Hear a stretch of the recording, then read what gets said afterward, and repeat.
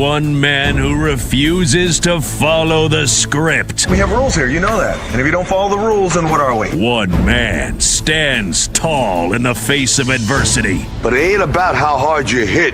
It's about how hard you can get hit and keep moving forward. A man who rises above the ashes of hot takes. What do you care what they say? Easy for you to say they will love you. It's just noise, man. You're really good at it. You might be great. That man is Nick Kostos. And this is You Better You Bet. If loving sports is wrong, I don't want to be right. Where narratives are challenged and the truth is spoken. I told you what was going to happen last week. If you didn't listen, that's on you. This isn't talk, it's perspective. It's not what you look at that matters. It's what you see. This is You Better You Bet, presented by BetMGM on Westwood One Sports. What's up, everybody? Happy and merry, tremendous Sports Thursday to you and yours. This is You Better You Bet with Nick Kostos on Westwood One Sports, as we bring you the fastest show in all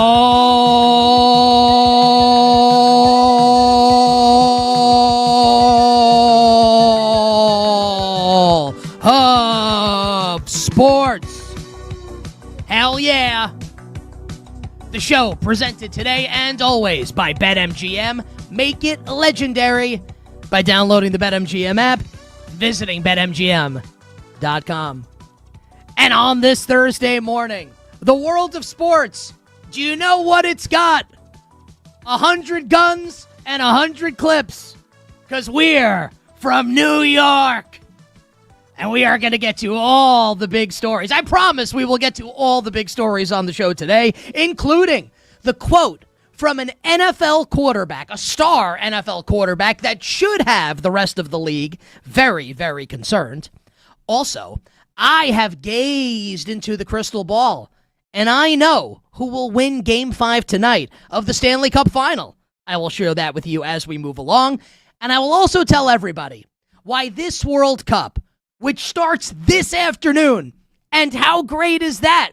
This World Cup would be like if we had an NBA postseason with Michael Jordan and LeBron James both in it, and we knew both were going to retire when the postseason ended. I will explain what I mean and why that makes sense and why it should pique your interest for this World Cup next hour on the show.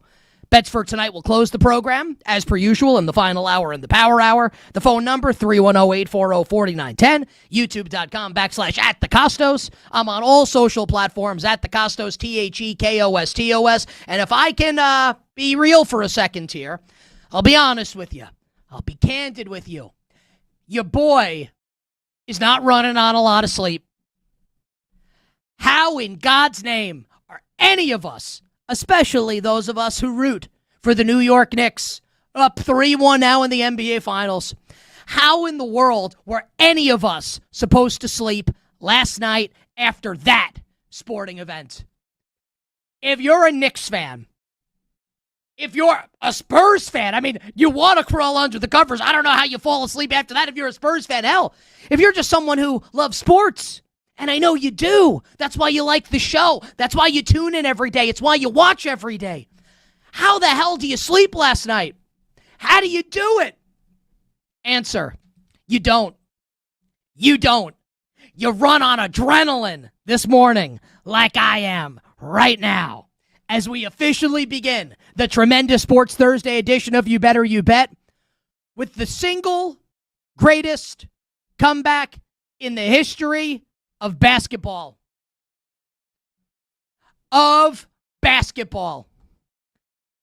Now, there have been bigger numerical comebacks in the NBA.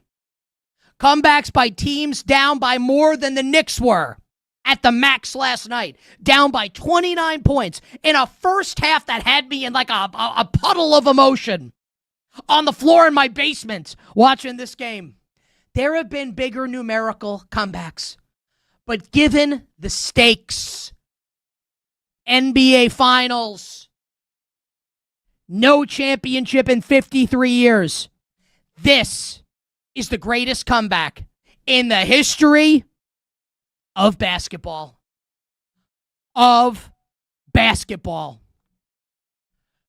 This game last night, final score, Knicks 107, Spurs 106. So, the Knicks won the game. And, typically, I kind of have an idea of where I'm going to go with the open of the show, the story I want to tell, the points I want to make. This is just open the microphone and let's see what happens here. Because there are so many things to get into, and I have no idea the order that we're going to get to any of them. I'll start with this. The gratitude, and the job is not yet finished. The Knicks have not won the championship. And I'll tell you what, if they lose game 5, the sphincters are going to be tight. I'm going to be nervous. I'm going to be nervous about how this is going to go. The series is absolutely not, no matter what anyone tells you, people want to tell you that the Spurs are down and out. Maybe. Crazy things happen in sports all the time. This series is far from over. The Knicks still have to get one more win. These have been 50-50 games, all of them. Who knows what could happen in these finals? I hope it's only one more game. I hope this son of a bitch is over on Saturday night and we don't have to sweat this anymore and the Knicks get their championship. But it ain't over yet. It is not over yet, and I'm not here for that. I'm happy they won. They're on the precipice. I feel like they're going to win, but it's not done yet. With that being said, as a sports fan, like you, and even if you hate the Knicks, which is fine, you hate New York, whatever, I think you can empathize with me. You can understand where I'm coming from. You've had a shared experience at some point, and if you haven't, I hope you get it. Just filled with immense gratitude to get something like this, a run like this. And I've been blessed as a sports fan in my life, right? I've seen my favorite baseball team, the Yankees, win 5 World Series. I've been alive for all 4 Giant Super Bowls and cognizant for 3 of them, and they are tremendous runs to win championships. I watched the Rangers win in 1994 and 7 against the Vancouver Canucks, even though, even at the moment at age 11, I would have much rather had the Knicks beaten the Rockets. Still, I got to see the Rangers win a cup. And now, this run. And if they finish this off, it's up there with all of them for me in my life as a sports fan. My sports fan life, which has dominated sports, and my love of sports has dominated my entire existence. My entire life, I've loved it. This has been my favorite thing since I was a little boy. And this game that we got last night is, and it doesn't have to end well. It can end, and if the Knicks blow this now, it's, I don't know how you recover from it. If the Knicks blow this is way worse than the Yankees blowing a 3-0 lead against the Red Sox in the 04 ALCS. Way worse than that. That Yankees team had won championships. If they blow it, it's the worst thing ever. But if they win, it's the best thing ever. And the way it's happened, and the way this run has gone, and the fact that they had the second time in 2 rounds, and I was at game 1 of the Eastern Conference, and the Cavs and the Spurs might as well be playing 2 different sports. The fact that the Knicks did this, and I'm thinking this watching the game last night in the second half, I'm like, okay, the Knicks are playing great, and the Spurs can't make a shot. Also, the Spurs defense is awesome. And I felt like in the second half, even as the Knicks kept chipping away, like they weren't going to be able to complete this comeback because I felt like the Spurs were too good for it. This isn't Kenny Atkinson not calling timeouts, or James Harden serving as a human traffic cone that for Jalen Brunson to run around. That's not what the Spurs are. And the fact that they were able to break through and win this game against that team, down by 29, with the way the first half went, is, you can't make it up. You couldn't script it. Hollywood would say, beat it. Get out of my office. See you later. Who's going to believe this script? Losers for 53 years get the absolute piss beaten out of them in that first half. Which, by the way, and this will be kind of stream of consciousness here throughout the course of this hour probably on the show. You know, the officiating was horrible. Again, the officiating was terrible. And I'm not interested in what anyone has to say. I don't care. It doesn't matter. My team's up 3-1. The officiating was terrible. It was horrible. And the officials put the Knicks behind the 8 ball with two 50-50 calls at best on Karl Anthony Towns in the first, 10 seconds of the game. I'm exaggerating slightly. To send Towns to the bench. And then the parade of backup centers comes in, which even featured an appearance by Jeremy Sohan, who I hope never sees a court ever again for the New York Knicks. And it started from there. Everyone's blaming the officials. My friends over text message, family members of mine, social media. And look, everyone was right. The officiating was terrible. It was one-sided. What's the argument to the people say, oh, you're crying, a Knicks fan, you're complaining. Shut up, man. Tell the truth. You don't have to like me. That's fine. You don't have to like Knicks fans. That's fine. But tell the truth. Tell the truth. Don't say that I'm wrong about the officials. Say that you're a hater. It'll be easier for everybody. The Knicks were not getting railroaded in last night's game because of the officiating. The Knicks were getting railroaded because the San Antonio Spurs played, and I've been watching hoops since 1990. Hell, I remember the 89 NCAA championship game with Seton Hall in Michigan and Ramil Robinson making the free throws. I've been watching this a long time, college and pro. That's one of the best halves I've ever seen a team play. So yeah, the officiating was bad. And yeah, Towns had to go to the bench early as a result. Also, the Spurs were nuclear from downtown. Supernova from the field. It was sheer, unadulterated dominance by the San Antonio Spurs. Shoved the Knicks into a locker, turned them upside down, head in the toilet bowl, flush it for a swirly. They bullied the New York Knicks. And the Knicks, for that entire first half, looked like a team of 22, 21, and 20-year-olds. The Knicks looked like the young team. The Knicks looked like the team that hasn't been in a big spot in the past. The Knicks were the team that lost their composure. The Knicks were the team that got rattled. And 22-year-old Victor Wembanyama, and 21-year-old Steph Castle, and 20-year-old Dylan Harper, and young head coach Mitch Johnson, they look like the vets. They look like the ones who had the resolve. They look like the ones who had it together. They look like the mature team. They look like the team they knew they were in the Knicks' heads. How do we know? Victor Wembanyama said it to Mitchell Robinson. I'm in your head. And he was right at that point. And this game was over. It was done. And look, I was at game 1 against the Cavs, right? I was there. I know what this Knicks team is capable of. But there's no way you watched the first half of this game and thought the Knicks could come back. There's no way. It's not possible. It's not possible. Because in my head, again, I'm thinking, even if the Knicks severely outplay the Spurs are too good to blow a 27-point halftime lead. Maybe the Knicks can make it close, but the Spurs defense is going to be too good. And worst comes to worst, Wemby will dunk the basketball. Or worst comes to worst, Dylan Harper will look like the greatest 20-year-old the game has ever seen. Is that an exaggeration? Maybe a little bit. He's in the Magic Johnson, Kobe Bryant class, it feels like now, right? With the way he's played. Give it to Dylan Harper, get out of the way. Give it to Wemby, get out of the way. Castle, supremely clutch. I felt like they were done.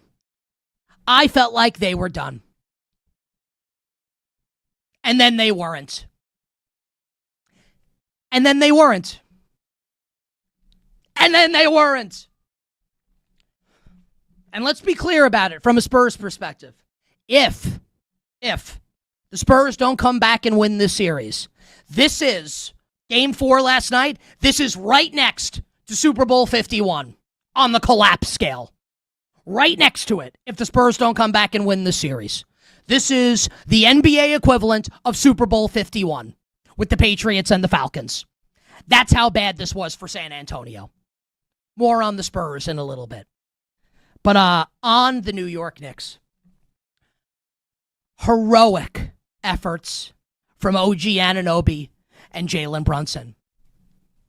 the original gangsta, OG Anunoby. If and when the Knicks win the championship, Masai Ujiri should get a championship ring from the Knicks. RJ Barrett and Emmanuel Quickley for OG Anunoby. Are you serious? Barrett and Quickley for Anunoby. Like, what's stopping Leon Rose? Ujiri runs the Mavericks now. What's stopping Leon Rose from calling Masai Ujiri this summer and saying, you know what? We'll give you Ariel Hukporti and Jordan Clarkson for Cooper Flagg. Can we make that happen also? Masai, can you send us Cooper Flagg? You gave us OG Anunoby for a song. Quickley and Barrett, good players. OG Anunoby's a legend. Legend. And if and when the Knicks win the NBA championship, OG Anunoby's tip-in last night off the Jalen Brunson missed three. That tip-in where he does the inbound to Brunson and immediately races towards the basket. And Brunson and De'Aaron Fox, man, what does the Fox say? You know what he says? I'm going to blow this basketball game for my team. You can take the player out of Sacramento, but you can't take Sacramento out of the player. De'Aaron Fox goes to double Jalen Brunson. Like, Victor Wembanyama's on him. Feels like that might be okay. Like, maybe the greatest defensive player in the history of the league can't get on Jalen Brunson when everyone knows Brunson's going to shoot that ball. And that allows OG to streak towards the basket, perfectly time the tip in. This is like, if the Knicks win, there will be a statue of OG Anunoby and that tip in. And let's just say it right now. If the Knicks hold on and win a championship, you can put that OG Anunoby tip in when you tune in next year to watch the NBA Finals, which will probably feature the Spurs, if we're being honest. I don't know if it'll feature the Knicks. Will likely feature the Spurs. Or the Thunder, probably San Antonio. You will see the highlight montage that plays, right? With iconic moments from NBA Finals history. You know, whether it's Magic Johnson's baby skyhook against the Celtics, Michael Jordan shot against the Jazz in 98.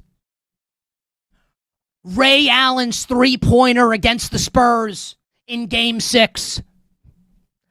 LeBron James' chase-down block against the Warriors in Game 7 in 2016. In the pantheon of great NBA Finals moments, iconic plays, if the Knicks hold on to win and win the championship and break the 53-year drought, OG Anunoby's game-winning tip-in of the Jalen Brunson miss. History. Legend. Rarefied air. Iconic. We witnessed last night, and we'll see, and no matter what happens, Spurs come back and win, Spurs win Game 5, Knicks win Game 6, Knicks win in 7, whatever. That is, last night, one of the best sporting events of our lifetimes. It is. Now, if I'm being real here, I can't put it above Cavs-Warriors Game 7 2016. I can't do it, even as a Knicks fan. That was Game 7. That's a Game 7. You could even argue that maybe it shouldn't go over, Heat-Spurs, because that was a Game 6 and forced a Game 7. It's up there. One of the best NBA Finals games ever. One of the best sporting events ever in all the years that I've been watching. And I got to watch my favorite team in the NBA Finals. And I understand that this is a little self-centered by me. But listen, I have the microphone, and I'm a lifelong New York sports fan and a lifelong Knicks fan, and my team is one win away from the first championship of my lifetime. So I'm gonna be happy about it. And I think everybody can understand that. What a win. What a win. Unbelievable. What do you even say? It's crazy. You're in delirium. You're in ecstasy. The game ends last night, and I'm just sitting there with my hands. My heart was beating out of my chest. I'm literally I have my hand up. Am I going to go into cardiac arrest here? My heart's pounding right now thinking about it. This is crazy. This is the stuff you dream about. You know what they say? Like, we're sports fans, right? We're not professional athletes. Maybe you are. God bless you. Like, you know what they say? Like, you dream about playing in a game like this. For sports fans, you dream about your team winning a game like this. This is what you dream about. This is as good as it gets. Got to finish the job. Got to win the championship. But, I mean, I need a cigarette. Like right now, I think I need a cigarette. It's better than sex. I mean, yeah, you figure at some point you could like luck into sex at some point. You can't like luck into your team winning an NBA Finals game like this. It doesn't happen. Unbelievable. Unbelievable. Unbelievable. And we haven't even scratched the surface on the game. Like what actually happened in the game. The greatness of OG Anunoby. The clutch play of Jalen Brunson. And let's call it for what it was. And I will be very fair about it. Very fair. But we have to call it like we see it. Victor Wembanyama's choke job. De'Aaron Fox's mental meltdown. And I have a take on the San Antonio Spurs coaching situation that I think people will hear and say, that sounds a little dramatic. And then you'll think about it, and you'll realize, I'm right. Oh, yeah. Just getting started on a Thursday. On the other side, how this happened. Knicks come back from 29 down to win. Here, you better you bet, Westwood One Sports.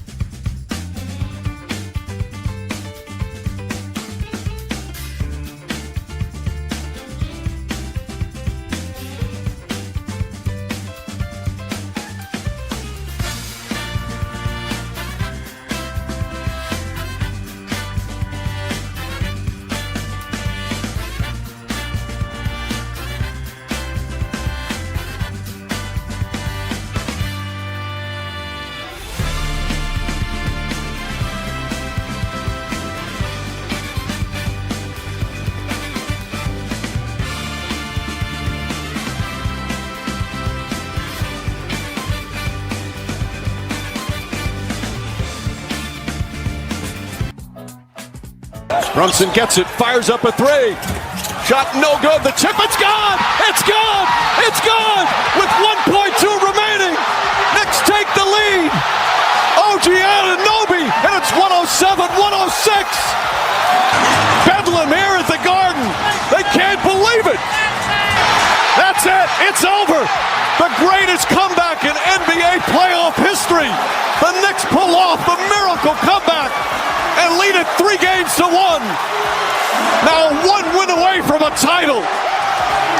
Now, back to You Better You Bet with Nick Kostos on Westwood One Sports. This segment on You Better You Bet sponsored by Progressive Commercial Insurance, protecting your business vehicles 24/7.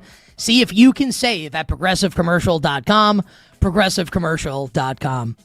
Mike Breen on the call last night, and just allow me to say this. I want to make sure I get this in. About the broadcast of last night's game.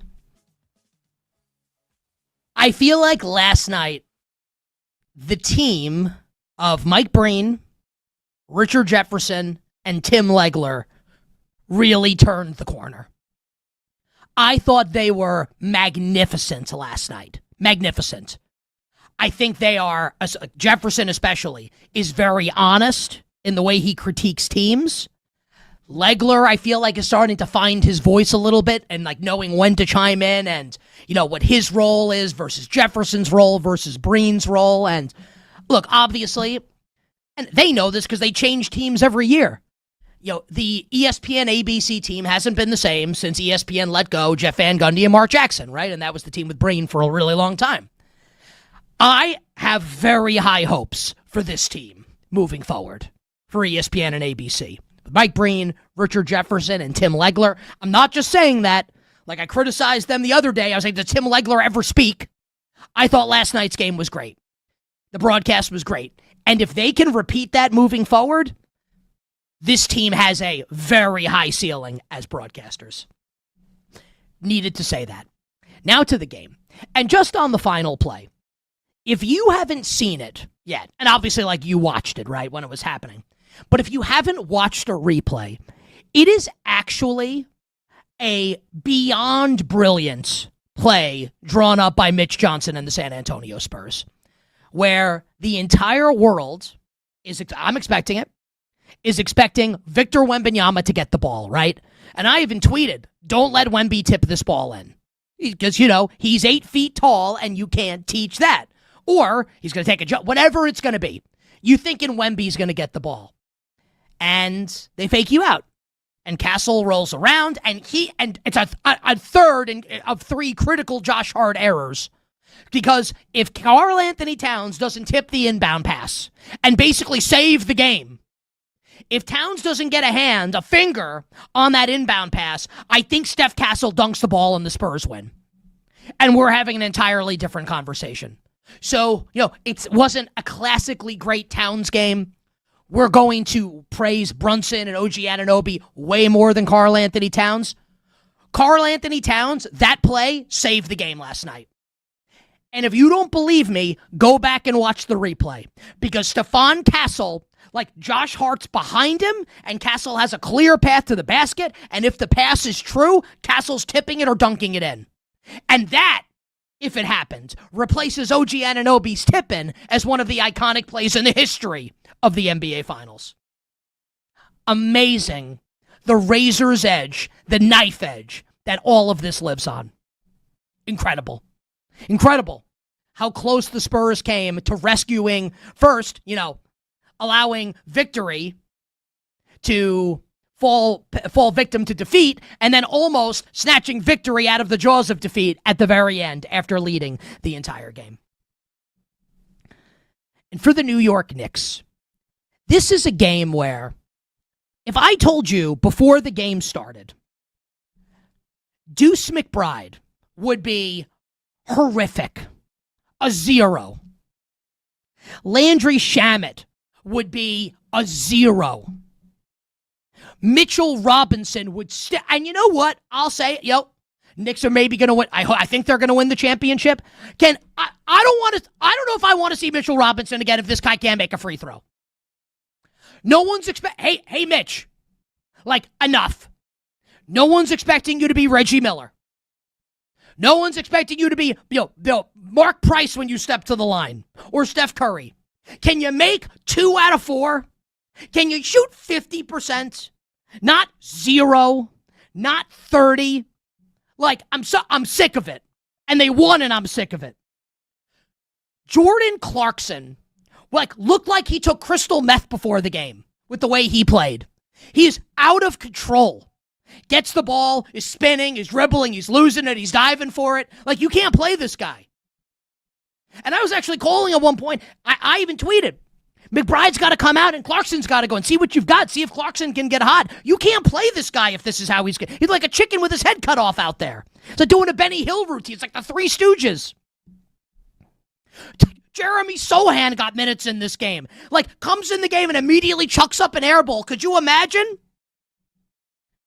Ariel Hukporty's playing minutes early in this game. What? I'd rather have Ariel the Little Mermaid than Ariel Hukporty.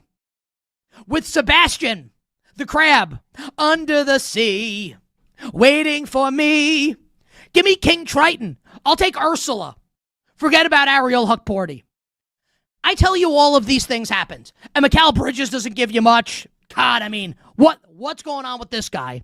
And that Josh Hart would give you 3 of the most, and I love Josh Hart. Great Nick. But I'll tell you what, he's going to be Josh John Starks Hart if the Knicks had lost that game and lose the series. If they had lost the game. 3 of the most boneheaded plays that you will ever see a really savvy, high IQ player make. All of these things would happen, and the Spurs would set an NBA Finals record with 14 first-half threes, just white hot from the field, lead by 29, and the Knicks win. All of those things happened. All of them. Everything I just laid out, it happened. We watched it. It was last night. And the Knicks still won. Jalen Brunson, 36 points. Captain clutch. What a performance. And there were a couple moments, it wasn't all great. He missed the shot at the end, but whatever. They won, so whatever. A couple turnovers. He kind of looked like, I hate to say this, but a little bit like he did in the Indiana series last year at points, with being lackadaisical with the basketball. But you know what? 36 points got the job done. OG Anunoby's the best player on the team last night. 7 of 9 from 3. It felt like every time they needed a big shot to stave off like a Spurs rat, the Knicks would cut the lead to 15. And then the Spurs would push it back up to 20. And here's OG Anunoby with a shot to end their momentum and get momentum back for the Knicks. He was utterly magnificent. Magnificent. And on the score sheet, the box score, it doesn't look like this was a legendary game for Karl Anthony Towns. Towns' stat line last night, 13 points, 10 boards, 2 assists. Also finished with a game-high plus-minus of plus 17. Had a huge three-pointer in the fourth quarter. A huge step-back three-pointer in the corner, the far corner, going left to right on your television screen. And obviously had the tip of the inbounds pass. Heroic stuff.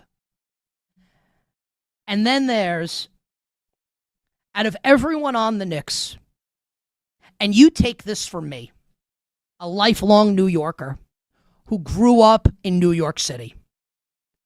There is no greater New Yorker on the New York Knicks than Jose Alvarado. Rocky Mountain High, Alvarado. Legend. No, if the Knicks win the championship, no one's having a better summer than that guy. Nobody. I have no idea if Jose Alvarado's married or not, if he's in a relationship or not. If I were him, I would have been with an Instagram model 5 minutes after the game ended. If I were him. He's unbelievable in this game. The clutch plays from Alvarado, the decisions with the basketball, the three-pointers that he made. He's one of the unsung heroes of this game for the Knicks. And how about Mike Brown?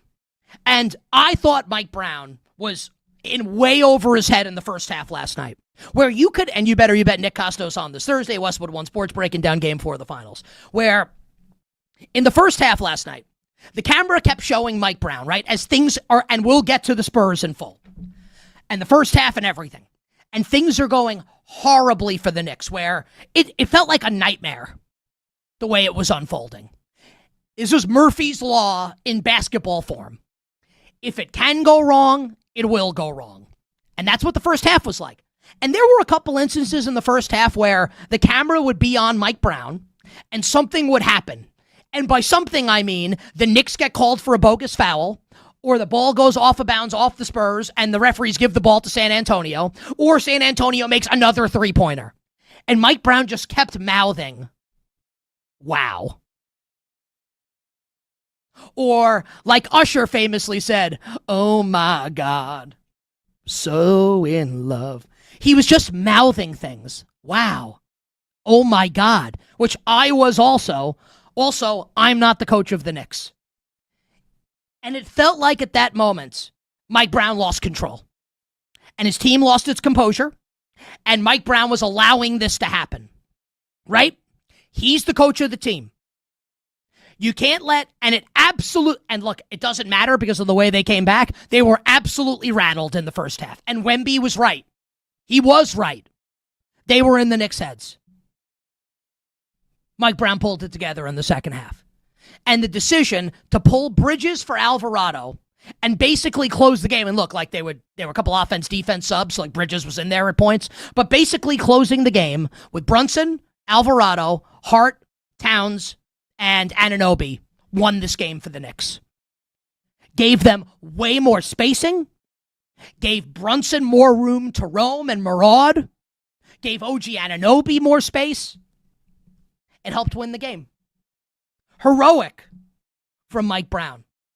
The stuff of legend. I don't think I'm being hyperbolic, right? From Mike Brown. The Knicks were dead.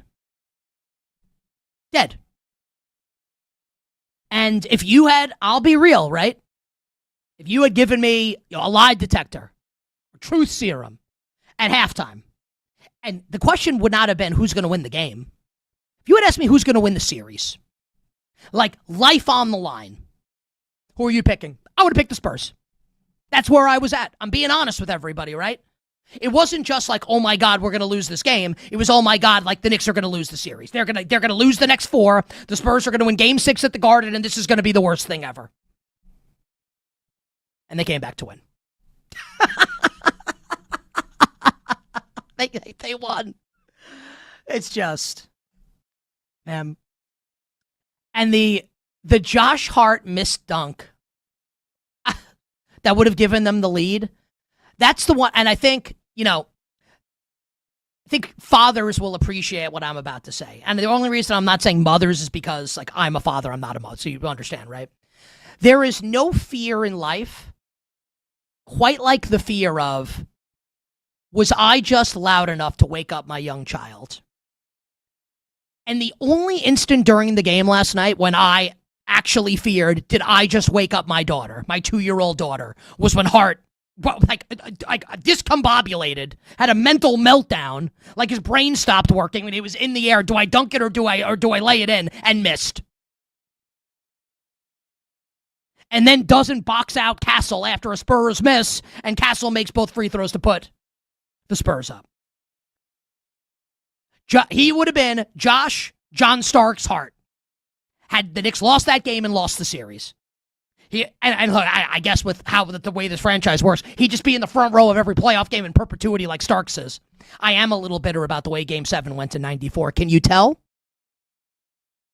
But look, Hart even said it after the game. He owes OG Anunoby.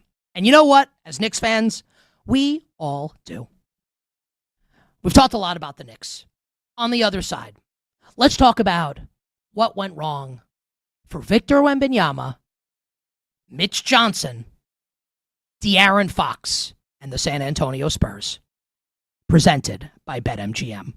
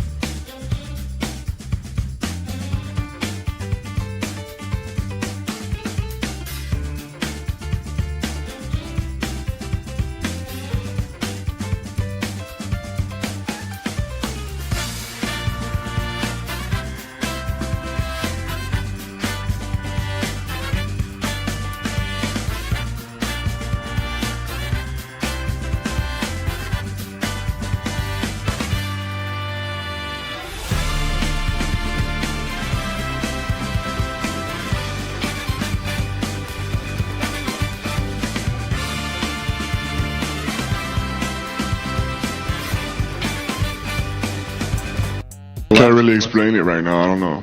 I think it's just, execution, greediness, some sort. We clearly weren't the most hungry in the second half.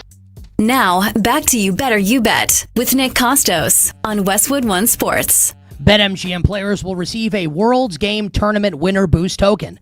Add the Tournament Winner Boost to your bet slip and activate the token. If your wager wins with the token, you'll receive extra winnings and unrestricted bonus dollars. Download the BetMGM app today, and please game responsibly. That was the voice of Victor Wembanyama after last night's game, as the Spurs blow a 29-point lead, 27-point halftime lead, lose to the Knicks by 1, and now trail the NBA Finals 3-1 as the series heads back to San Antonio. I'm going to be, I think, very fair here. I know Knicks fans, of which I am one, do not like Victor Wembanyama. I do. I like him a lot. I think he's awesome. I think he has the chance to go down as the greatest ever, as the GOAT. It's in the range of outcomes. I really enjoy a lot of his off-court stuff, that he's into nature and he's sketching and he likes chess. Does this mean I like all these things? No, but I like the juxtaposition of the intense, I said it yesterday, the intense, elbow you in the throat competitor on the court and the peaceful guy that he seems to be off of it. And yeah, I called him out for being a bit of a hypocrite yesterday on the show, and he is being a little bit of a hypocrite. He's 22. He's a kid in the grand scheme of things. Obviously, he's a grown-ass man, and he's maybe the best player in the world already, but, he's 22 years old. So, he's gonna be fine. What would the betting market be? Will Victor Wembanyama win an NBA championship at some point in his career? This will be, if they don't come back to win, this will be something that we'll look back on and say, hey, remember when that happened? That battle tested and steeled this team and steeled this player for the trials and tribulations and huge games in the finals and otherwise to come. Right? So I think he's great, and I think he's going to be great moving forward, and I like him. He choked last night. He choked. There's no way around it. And yeah, Mitch Johnson deserves a lot of blame. I'll get to that. And yes, De'Aaron Fox was so bad down the stretch of this game last night that I kind of think the Spurs should trade him. We'll get into that. But don't let any of that blind you to the fact that the best player in the world and the best player in the series laid a Humpty Dumpty-sized egg in the second half last night. Now he's 22. There will be better days ahead. But you want to fancy yourself to be this leader, right? You can't let your team go out there. And he's 22, right? Is it fair to say that? Well, the way he talks, the way we talk about him, means it is fair to criticize this. If this is who you are, and you're reverse Napoleon, where you're French, but instead of being short, you're 8 feet tall and you can't teach that, then you know what? You lead your team to victory. You don't have your Waterloo at the start. You have it at the end. And Wemby watched the team crumble around him, and he was terrible in the second half of this game, and was terrible down the stretch. 8 points in the second half, 3 of 14 from the field, minus 27 in the second half for the great Victor Wembanyama. Defensive Player of the Year, Victor Wembanyama, minus 27. And there's no more stinging indictment for Wemby and his choke job last night. And again, hear me. I think he's the best, but he choked. He goes to the line with the Spurs up 1 and bricks 2 free throws. And you could see it. And as a fan, I'm sitting on my couch and I'm watching him and I'm looking at him and I'm thinking I think he's about to brick these. I saw it coming. And I'm not trying to make it some grand prediction. He was gassed.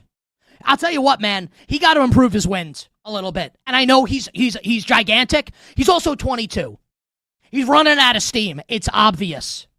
And he lost his mental composure because he wants to get up there to the line and he wants to do the Lamaze deal and he wants to do the meditative deal like this is Shavasana and yoga and do the breaths and center himself and avoid, the crush of the Garden crowd.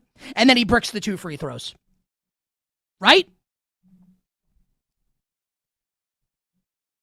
There will be way better times down the road for Victor Wembanyama.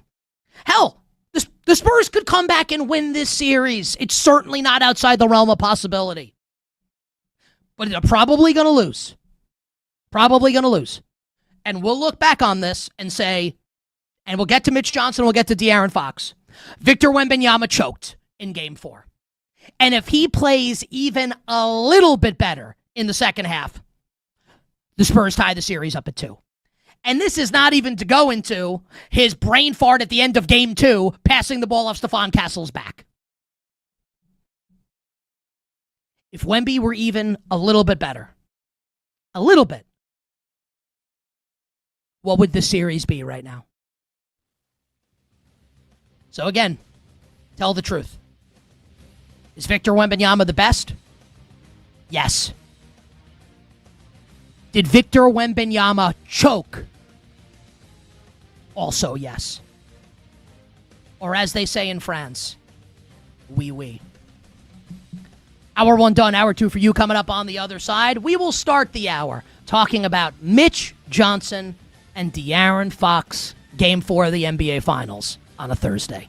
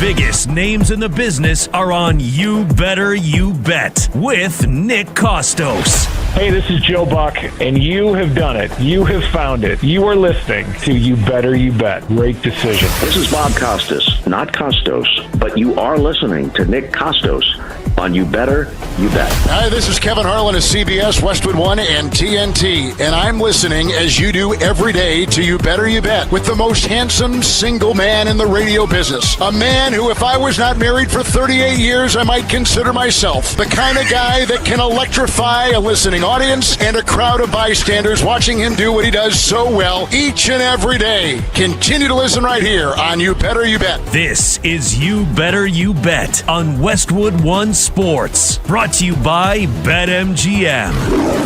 The tremendous Sports Thursday edition of You Better You Bet rolls on.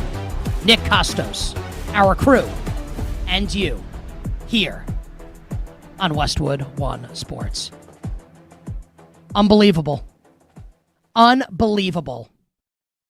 The New York Knicks come back from 29 down to win Game 4 of the NBA Finals and move within one win of the franchise's first championship in 53 years. Incredible. And, I said this to start in the first segments of the show. At halftime, and as the first half is playing out, even before we got to halftime, I'm thinking about the show, right? Because at that point, I'm like, okay, the Spurs are going to win. And what is the lead of the show tomorrow? And what am I going to say? And what's the theme going to be?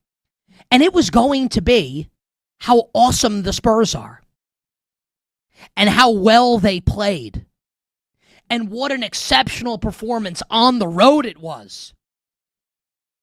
Because in the first half, this was absolutely as good as it could have possibly been from the Spurs. And I'm not being facetious when I say this. The Spurs last night, if the first half of that game, if they played against the 96 Bulls, the 73-win Warriors, the Shaq Kobe Lakers, if they played like that, I think they would have been ahead at halftime against all those teams. That is not an A-plus first half is an insult to call it that. This was A plus plus plus plus plus plus plus plus plus plus plus plus plus plus plus plus perfection from the San Antonio Spurs. Beat the absolute brakes off the Knicks in the first half. And then it all goes to hell in half number 2. We went through the catalog of heroes and heroic plays and heroic moments for the New York Knicks. Now, let's talk about what went wrong for the San Antonio Spurs. And we did it to end last hour with Victor Wembanyama. Wemby choked. Period. But there's way, way more than that. Now, Wemby gets first crack. And he's the first one that gets mentioned because he's the best player on the team. And he's the future of the league. And he's the one, if you're a Spurs fan this morning, or just a neutral observer, he's the guy that you expect to stop the rally, make the big shot, make the big block, assume control of the game, get back in the Knicks' heads, which he was. He was in their head in the first half. And he didn't. And, the bit of irony that was delicious, that was not lost on anybody, was the flagrant foul that Wemby picked up in the second half against Karl-Anthony Towns that would have gotten him suspended if the play from Game 3, the forearm mush to the back of Jalen Brunson's head, had been retroactively ruled a flagrant. So now, Wemby is one flagrant away from being suspended. Interesting subplot heading into Game 5 with some of the plays and some of the dirty plays that Victor Wembanyama makes, even if, again, I don't think he's a dirty player. But there have absolutely been dirty plays from Victor Wembanyama. I don't know what team or teams you root for. You, the person watching, you, the person listening. I will speak from my own experience. And the game that I will bring up, and look, we can bring up games I've bet on. I bet the Falcons in Super Bowl 51 against the Patriots. I had Duke against Houston in the Final Four last year. But the collapse that stuck with me the most in my life, even more so just because I'm a bigger Giants fan than I am a Yankees fan. So you might think, okay, well, Nick's a huge Yankee fan. It's 0-4 against the Red Sox. Not for me. For me, the collapse that hurt me the most and still sits with me to this day, January 4th, 2003, Giants and the 49ers. Giants up 38-14. And you even had like the Victor Wembanyama points to his head moment with Jeremy Shockey pointing to Michael Strahan pointing to the scoreboard and Jeremy Shockey dancing for the cameras. Final score, Niners 39, Giants 38.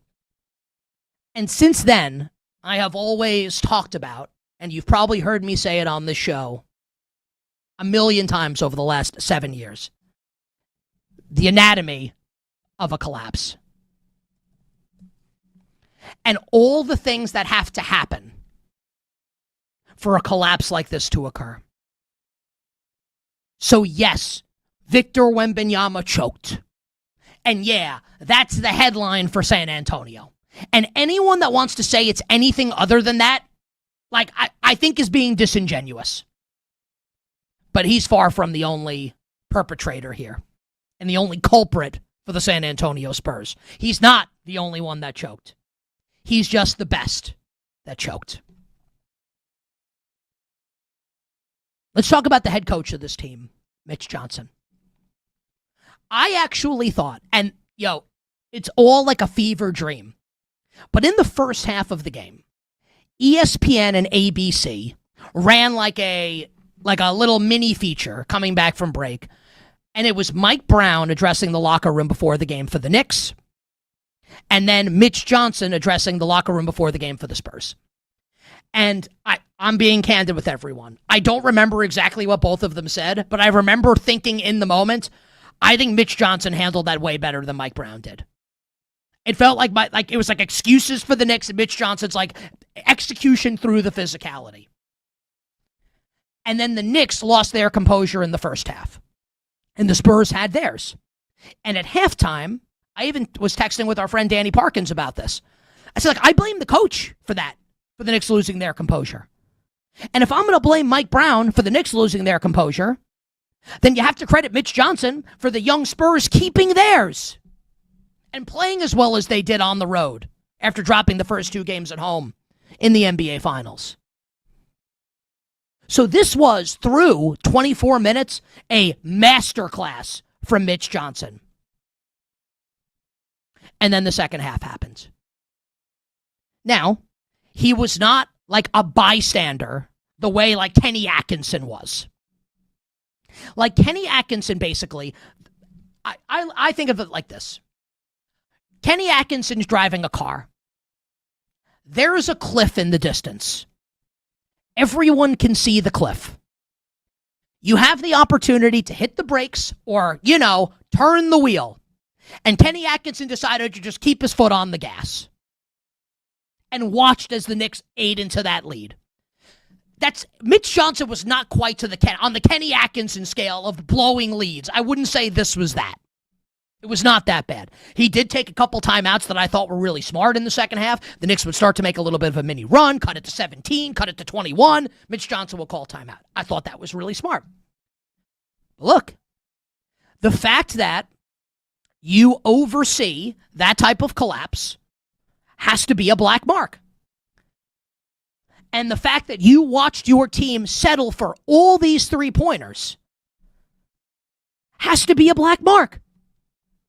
Now, the people that are saying, and I thought, and we'll get into a couple things Charles Barkley said on Inside the NBA last night after the conclusion of the game on ESPN. Barkley saying, like, you can't let a team shoot that many threes when they're up in the game. So, like, my opinion, and look, Charles Barkley has forgotten more about basketball than I know, and I know that. Just giving you my opinion, right? Human nature. The Spurs were firing away in the first half, and they were making everything. They were cavalier in the first half, and I'm not talking Cleveland. They were cavalier in the first half with the way they were shooting the three-pointer, and they were all going in. So it's like, you dance with the partner that got you there. They were nuclear from downtown in the first half. So do I blame them for shooting 1,000,000 threes in the second half to at least to start it? No, because they were so good in the first half. And they're a young team. Maybe they do just catch lightning in a bottle and shoot 65% from three for the game and they win.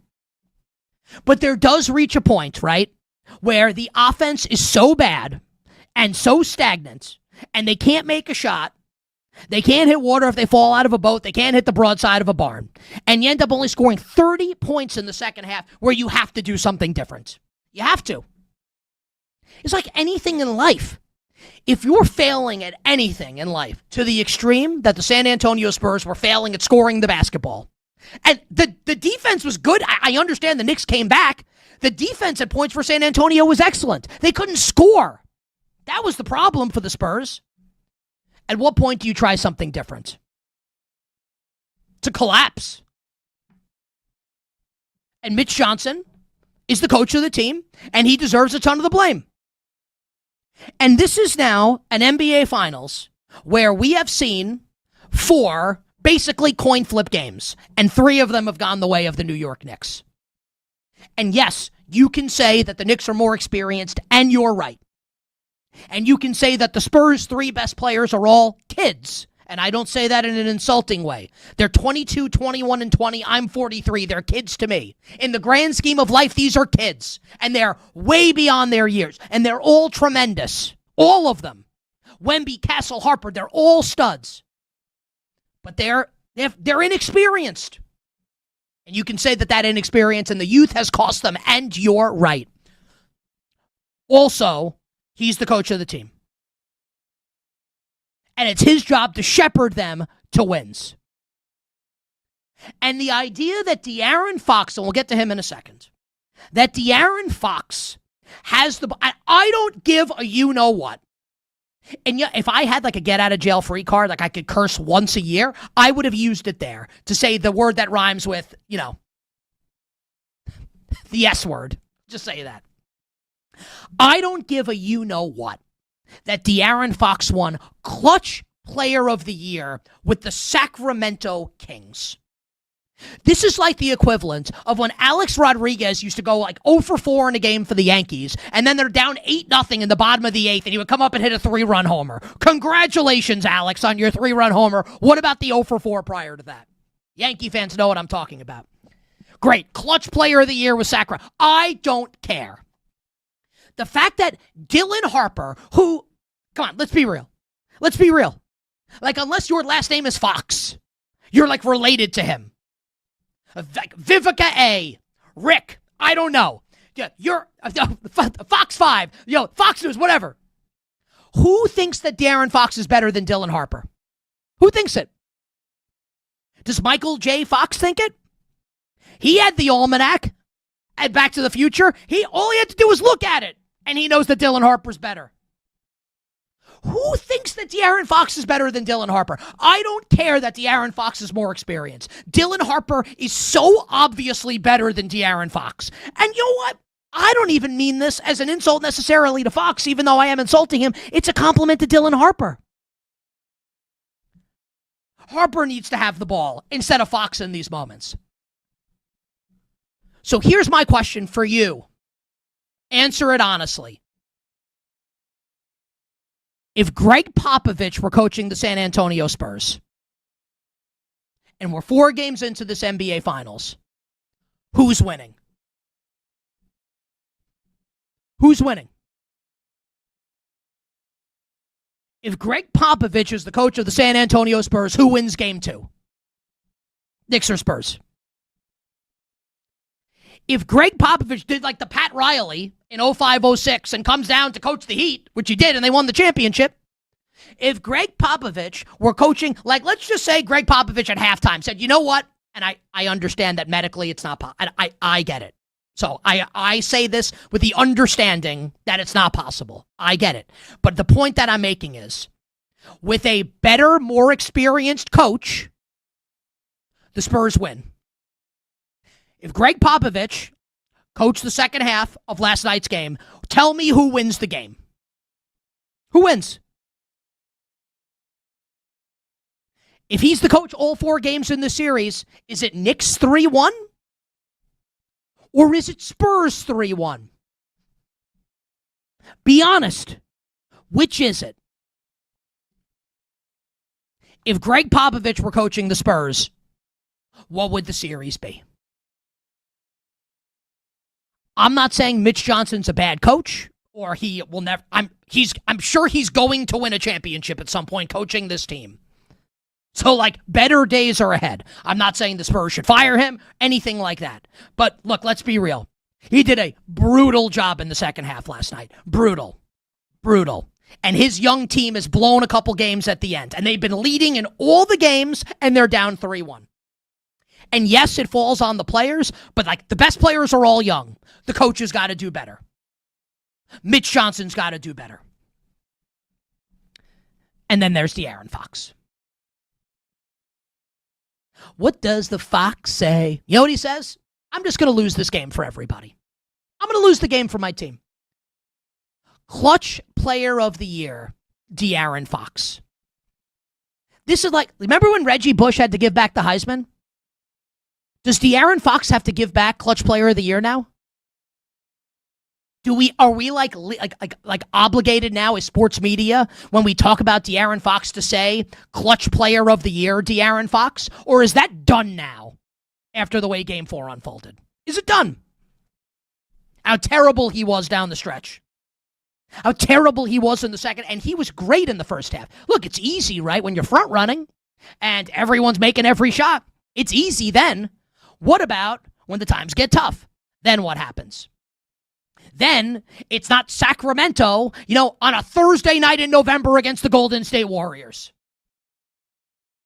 This ain't, the Sacramento Kings hosting the New Orleans Pelicans on a Monday in March. No. This is a Wednesday night in June at Madison Square Garden in the NBA Finals. And he was terrible.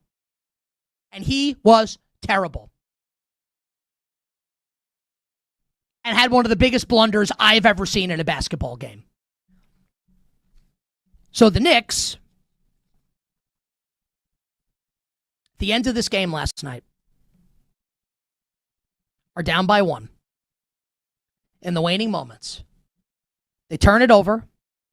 The ball squirts up the court. And this happens with De'Aaron Fox and OG Anunoby. Shot won't go, rebound deflected in the backcourt. Fox has a chance to get it. Fox has it inside, blocked by Anunoby. De'Aaron Fox gets the ball. Time is running out. There are high school kids that know what to do in this spot. There are probably kids playing basketball in grade school, CYO, AAU, whatever, who know at that point to not go for the layup and dribble around and get fouled, right? Take time off the clock.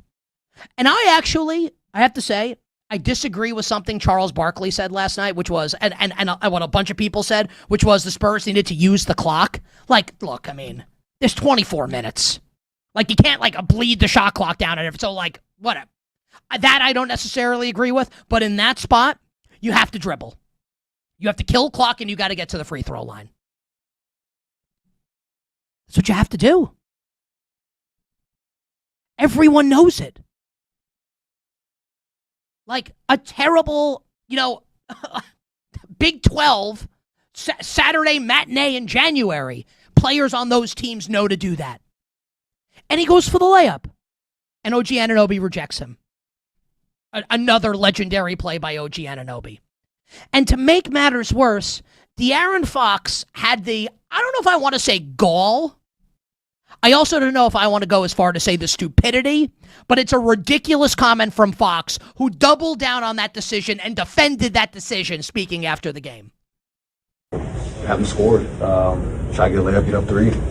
Make them force them to need a 3. And OG made a good block. Okay. Tried to get a layup to put them up 3. Okay. Or, I mean, come on, right? Right?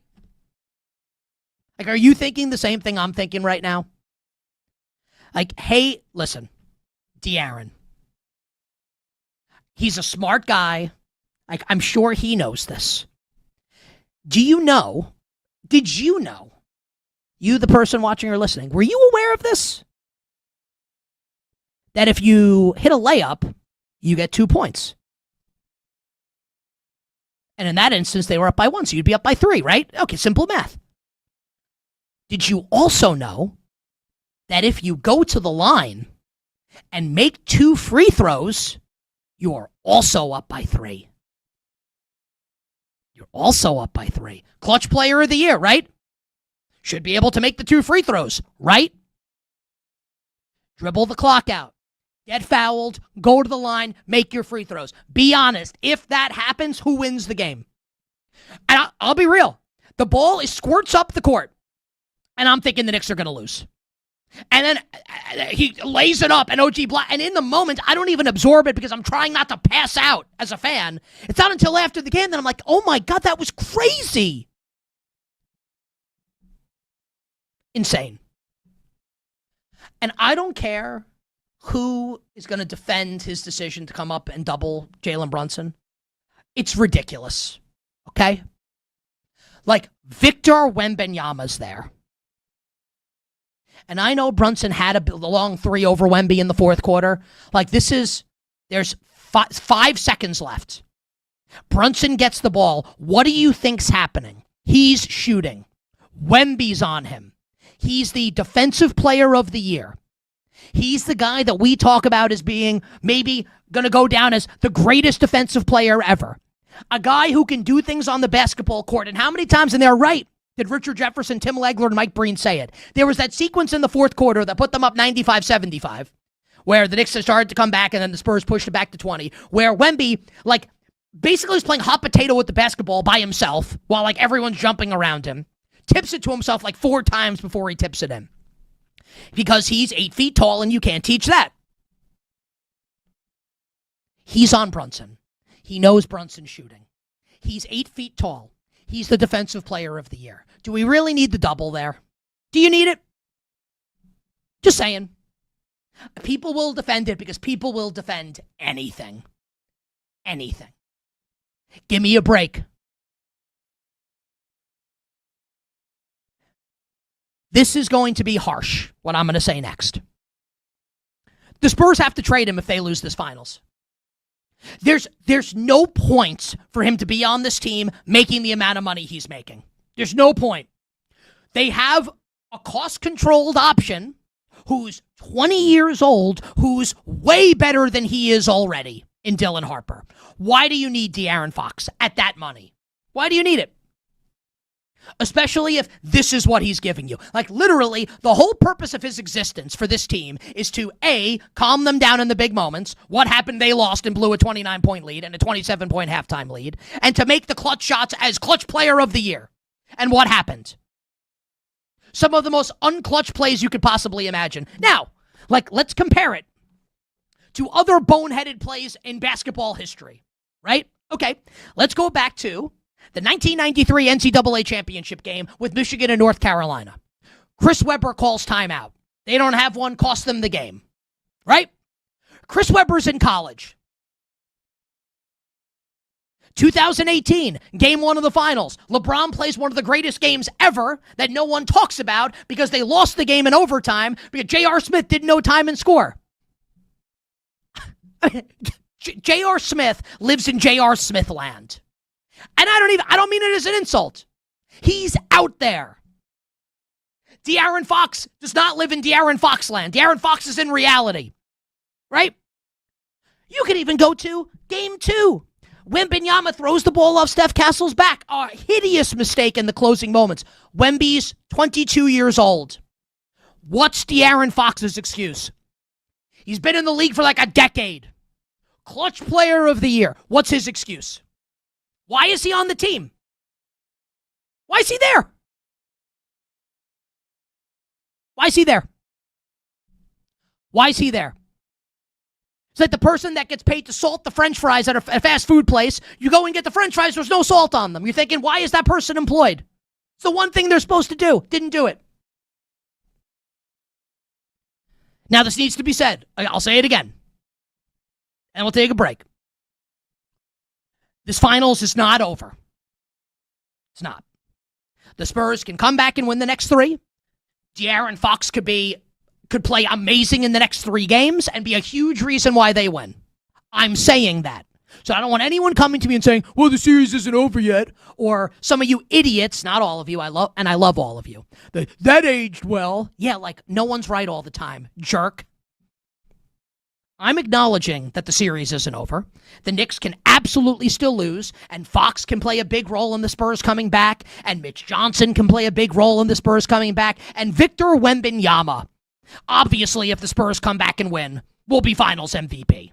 Right? There's no way anyone else can possibly win, because if they're going to come back and win, he needs to be the best player.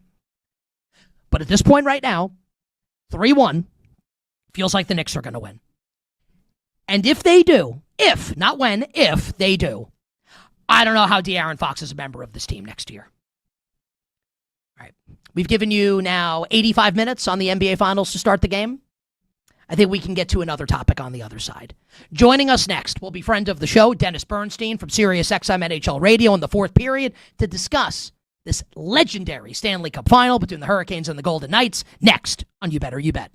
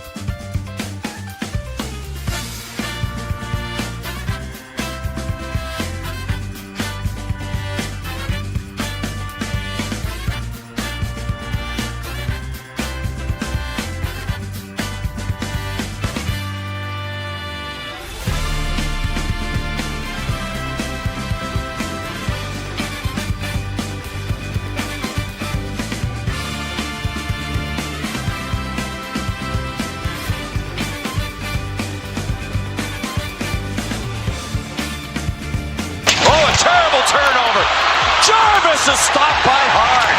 Oh, my goodness. Now out in front, Stahl. He scores while falling down. Now, back to You Better You Bet with Nick Kostos on Westwood One Sports. Sean McDonough with the call on ESPN. He's been amazing. Ray Ferraro's been amazing, honestly. So I had a taco bowl for dinner last night. My wife made taco bowls. My daughter, when we told her we were having taco bowls, said for the next 20 minutes straight, taco bowls, taco bowls, taco bowls, taco bowls. She loves the taco bowl. My wife, she's the best.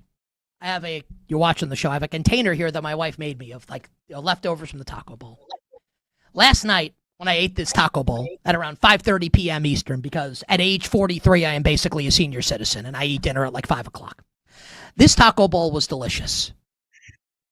Not as as it is the morning after the New York Knicks win. What a time to be alive.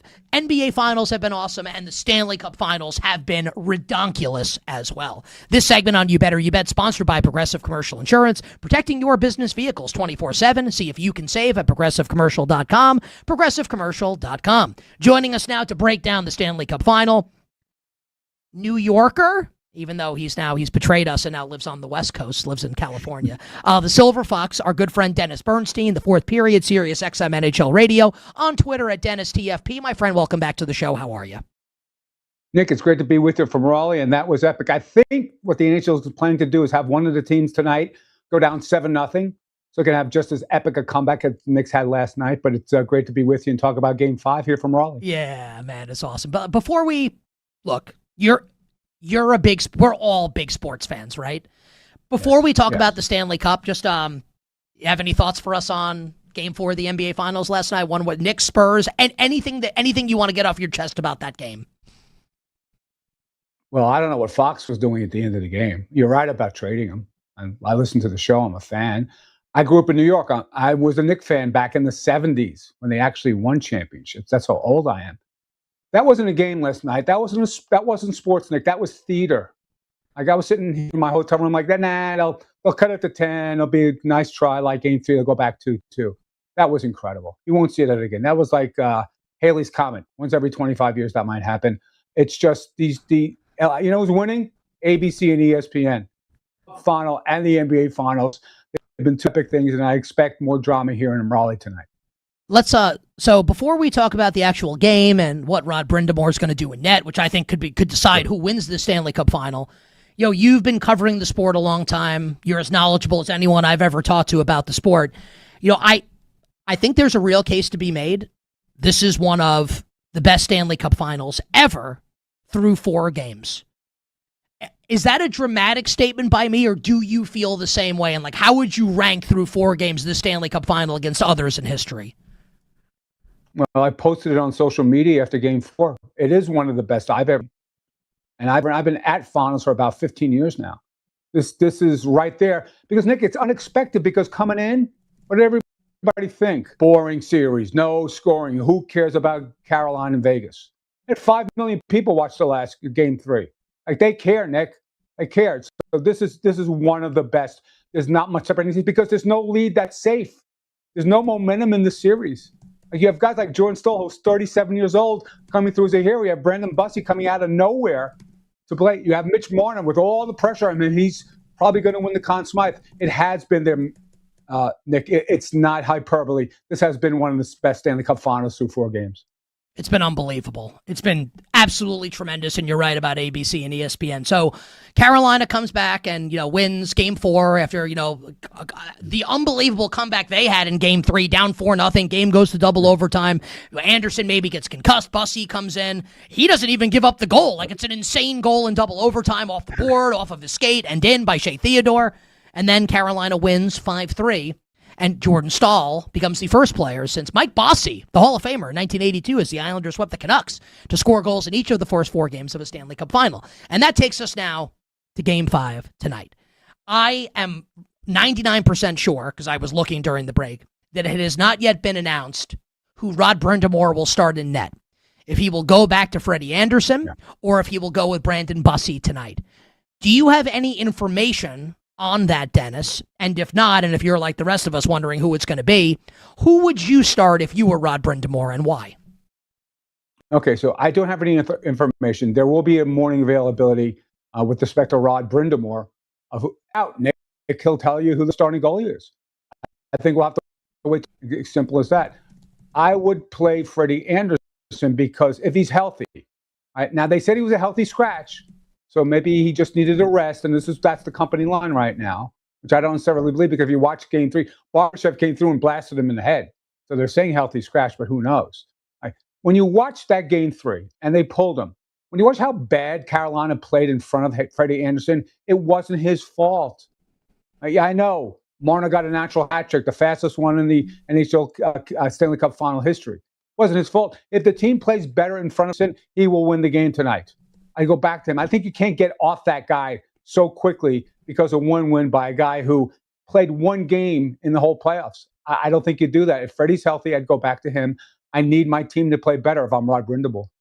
Okay, so if you were Rod Brind'Amour, you'd start Freddie Anderson. What is your best guess as to what Rod Brind'Amour will do tonight? I think he'll go back to Freddie, because it wasn't. If Brandon Bussi had stood on his head and made 40 saves, Nick, in Game 4, and they won the game fine, I think Vegas had 20 shots on goal. He wasn't tested that much. So if they can play that puck control game where Vegas doesn't have the puck and they have limited shots on goal, I would go back to Freddie. If Bussi had this tremendous performance, yes, he didn't. His team played well in front of him. Jordan Staal played great. But I don't think anything Bussi did, Freddie Anderson couldn't do if his team plays better in front of him. So that's my logic there. Let's assume that Freddie Anderson is a starting goalie tonight for Carolina. Who wins Game 5 and why? I think Carolina wins because of the way that they know they can get to Carter Hart now. Right? At 4-0 in Game 3, you're thinking, oh, maybe Carter Hart is the guy. But then he gave up 3 shots and 3 consecutive shots in a row, or 3 goals. Right? They wound up tying the game, and they got a bounce and whatever. And then they beat him again and scored 4 goals in Game 4. So that's how I look at it. I think Carolina will win. I think it's going to go over. You know, I've been saying, but into the series starting, I play the under every game until the teams went over. And now it's obvious that these teams don't play great defense, and they haven't got great goaltending. Right? So I think Carolina finds a way to win. But I still think this is going 7, Nick. I really do. There's not much separating these teams. A bounce, a great play by a great player late in the game, like Jordan Staal, could turn this series again. I do think this is a pivotal game. It really sets up for Game 6. Obviously, it's going to be a clinching scenario in Vegas. But I think this is going 7. Even if Carolina does find a win, I do think they'll find a way tonight. A couple more minutes with our friend Dennis Bernstein of the Fourth Period and Sirius XM NHL Radio. Just on the total of the game, because I will be betting the game tonight, of course. I'm betting like Vegas is plus 135. Carolina's minus 160. It feels a little similar to the Blues Bruins series, the year that St. Louis won the Cup in 19 with Craig Berube and Jordan Binnington, right? Where I think Boston in Game 7, was like minus 175 or minus 180. And my thought was, okay, like the Bruins are home, like they should win. But there's not much separating these teams. I kind of think the same here. Like, how is Vegas? I know you said you think Carolina's going to win. Who's laying minus 160 with Carolina? I think if you're betting the game, I think you have to bet right. Vegas. That's overpriced. No, Nick, you're absolutely right. It shouldn't be that high. I was surprised too. We were talking about it, with my buddies from TFP this morning about that. That's a high price. Like that's I would stay away from them. Yeah. And let's talk about the total. So the total of the game is 6. And look, like this is, let's talk, hold on. And this has been obviously, there have been fireworks in the series. 33 goals through the first 4 games? It's unbelievable. I did the stat, Dennis, because basically I'm going to pat myself, I'm going to Barry Horowitz myself here. In addition to being, a pretty good radio host, I'm also a great stat guy. So I looked this up. Through 3 games of the Stanley Cup final, this was one of 10 series in history, all 3 games decided by 1 goal, and 25 goals scored, by far the most in any of those such instances. And then we got another 8 2-goal, obviously, margin of victory, 5-3 in favor of the Hurricanes in Game 4. So a very, very high-scoring series. Now, what I will say is, if Freddie Anderson starts tonight, I could see basically anything happening. And I want you to tell me if you agree or disagree with my rationale here. Okay. Would it surprise me if Anderson starts tonight and shuts out Vegas? It'd be a little surprising. I don't know if I'd be floored. Would it be that surprising if he held Vegas to 1 or 2 goals? It wouldn't surprise me. It also wouldn't surprise me if he gave up 4 goals in the first period and got pulled and Bussy comes back in, if Anderson starts. So Anderson being injected back into the lineup potentially, I think, Dennis, puts so many different outcomes on the table here. I'm guessing you disagree with me based on the way you talked about Carolina's defense earlier, but what do you think about that notion? Yeah, I think anything's possible, Nick, regardless of goaltender, because I don't think Carolina defends really well against Vegas. Too big. They get to the middle of the ice. They get to the net a lot more than the first 3 teams that they faced in the playoffs. So that's the challenge right now. So I don't think it's the goaltender. I think they have to play better in front of them. And I think that Carolina's unlocked a way to play offense against Vegas's defense. So I think the lack of defense in this game, not lack of goaltending, I think it's the lack of defense that pushes this game over the 6 total. 10 seconds. Who wins the You like Carolina tonight? Who's going to win the Stanley Cup final? 10 seconds. Hurricanes in 7. Final question. We had a colleague of yours in the NHL media, Greg Wyshynski, on the show. Was it yesterday? I don't know. Honestly, like that Knicks game last night completely discombobulated me. I think it was 2 days or whatever. He said that he thinks Mike Babcock, who is expected to be named the head coach of the Edmonton Oilers, is a fraud, and that he's actually not a great coach. Now, I am not asking you to disagree with Greg. It's not meant to be you versus Greg. Just wanted to give you that. Yeah. I was surprised to hear that, right? But you guys are way more ensconced in this space than me. If I tell you Mike Babcock is the next coach of the Oilers with Connor McDavid and Leon Draisaitl and company, is that a good thing or a bad thing, and why? It's a desperate thing. They're desperate to win because the clock's ticking on Connor McDavid. He wants to win the Stanley Cup in the next 2 seasons. That's why he's under contract. It's a desperate thing. Is he a good coach? He is. Is he a good person? Look at the facts. He's done some stuff that has now him under investigation by the NHL. That speaks volumes. It's a desperate move. They can't get Bruce Cassidy. Vegas won't release him. It's just a desperate move, Nick, for a team that knows the clock's ticking on Connor McDavid. What is the % chance, give me this to me in 10 seconds, no matter what happens in the Stanley Cup final, what is the % chance that John Tortorella is the coach of the Vegas Golden Knights Game 1 next season? 10%. So I kind of agree with you. I'm going to throw this. I said he signed up for the season. Yeah. I said this to Greg, not in this way. If I'm Edmonton, I'm calling John Tortorella after the series, and I'm telling him, we're going to hire Mike Babcock. Keep your phone on, because if this isn't going well, we're canning him and we're going to call you and you can coach the team. Crazy or not crazy? No, because it's revenge for what happened with Cassidy. It wouldn't be nothing's out of the realm of possibility, Nick. But yeah, this is getting personal between these teams. They didn't like the fact that Cassidy got blocked by Vegas. So yeah, it wouldn't shock me at all.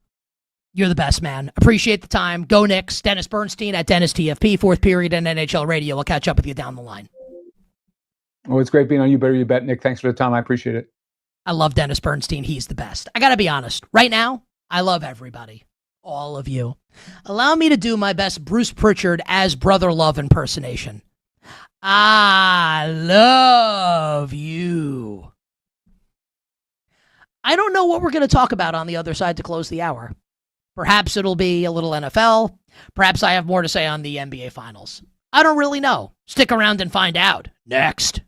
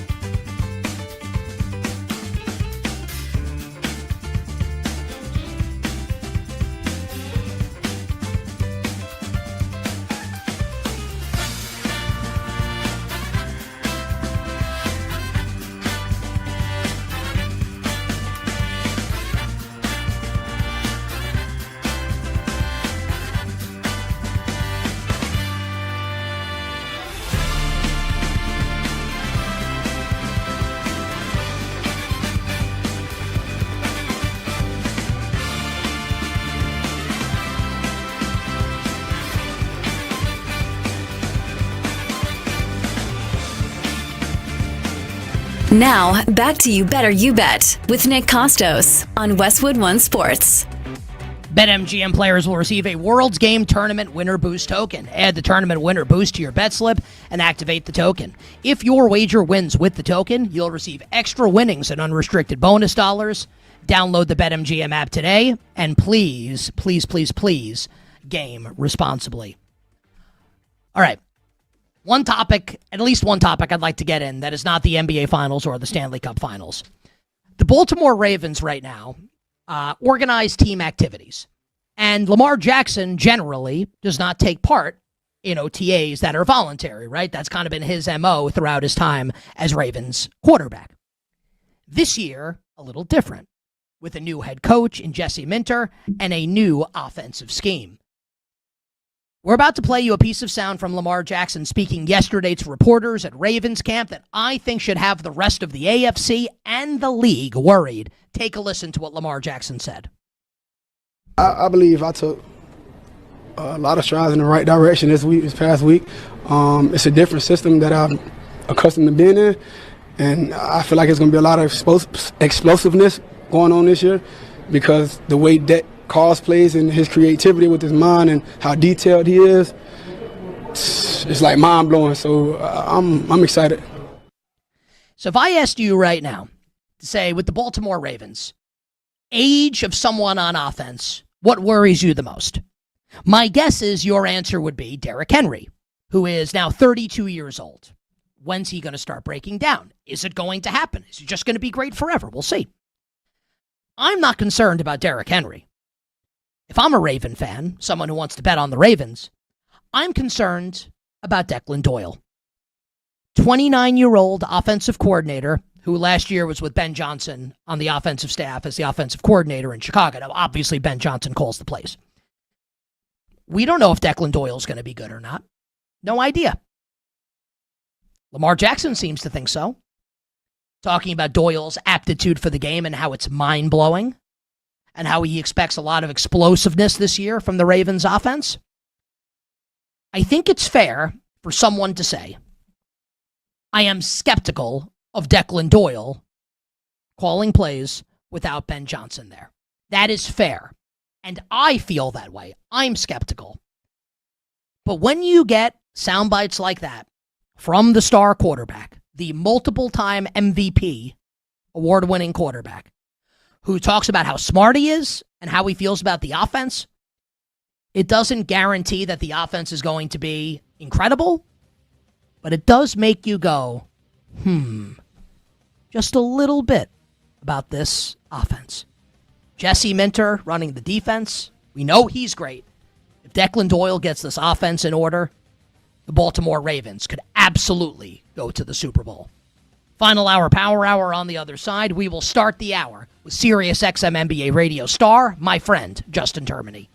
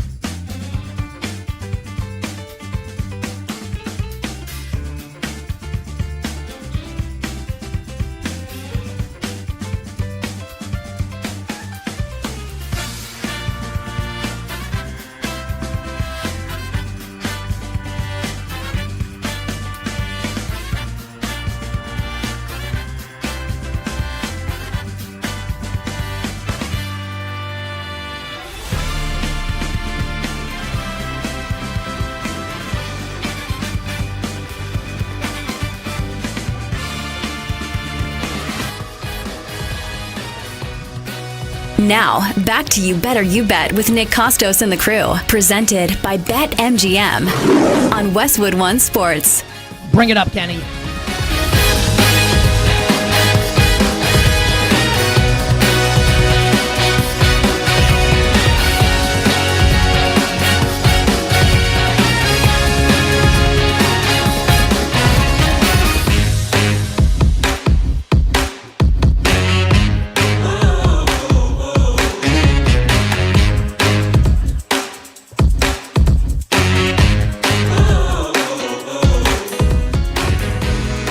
Final hour.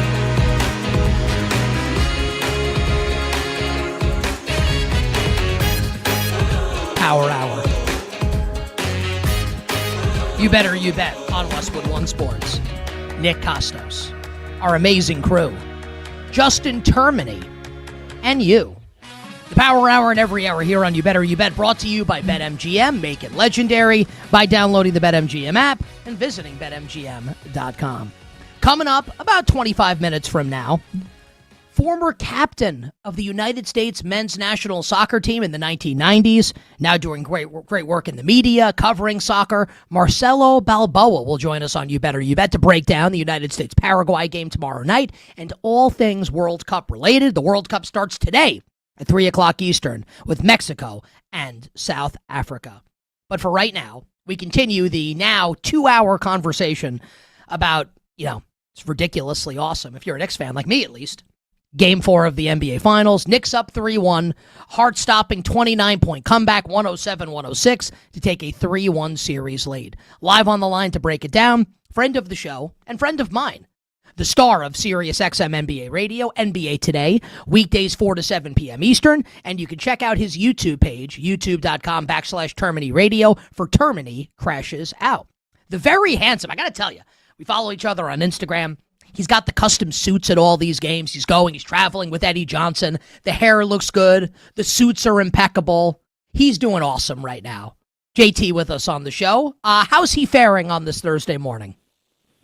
One, probably not as good as you. Two, probably a good thing we're not doing this via video today because I'm a little disheveled after that game last night. I did not sleep much with all the adrenaline. And you said you've been talking about this game for 2 hours, Kostos. Hopefully, unlike the Spurs, you can be good for 2 hours and then be good for the next couple of hours, because I know it's not a 2-hour show. So don't let your guard down and then completely crap the bed here and turn into De'Aaron Fox, which I know you won't do because you understand how to do your job and what's right and what's wrong, unlike him. I hold myself to a really high standard when it comes to like my sports knowledge, right? And I think our audience knows this, our crew knows this. If you put me in a room with like 99 other sports fans, like I know the most. I know the most about history. I say that to offer this. Justin Termine definitely knows more NBA history than me, and I know a bleep ton. So you're the perfect person to have these types of conversations with, and I'm going to ask you these kinds of questions. So Game 4 happens. It's in the books. Where does it rank for you, JT, among the best NBA Finals games you've ever seen, biggest choke jobs you've ever seen? Lay out the historical ramifications and historical comps for us off of last night. Yeah, I mean, well, first of all, in regards to the choke job, there's nothing greater, right? I mean, I think the Lakers Celtics was the biggest choke job from a points perspective. That was 24 points back in 2018. But I don't think the Lakers were the better team there. I think Boston was the better team, and Boston would have recovered. There are signs that point to like San Antonio being the better of these two teams, right? They've outplayed them for large chunks of the series. So if New York loses that game, especially on their home floor last night, then you're looking at, San Antonio having 2 of the last 3 games on their home floor. They probably wrap up the NBA championship. So I think that swung the championship.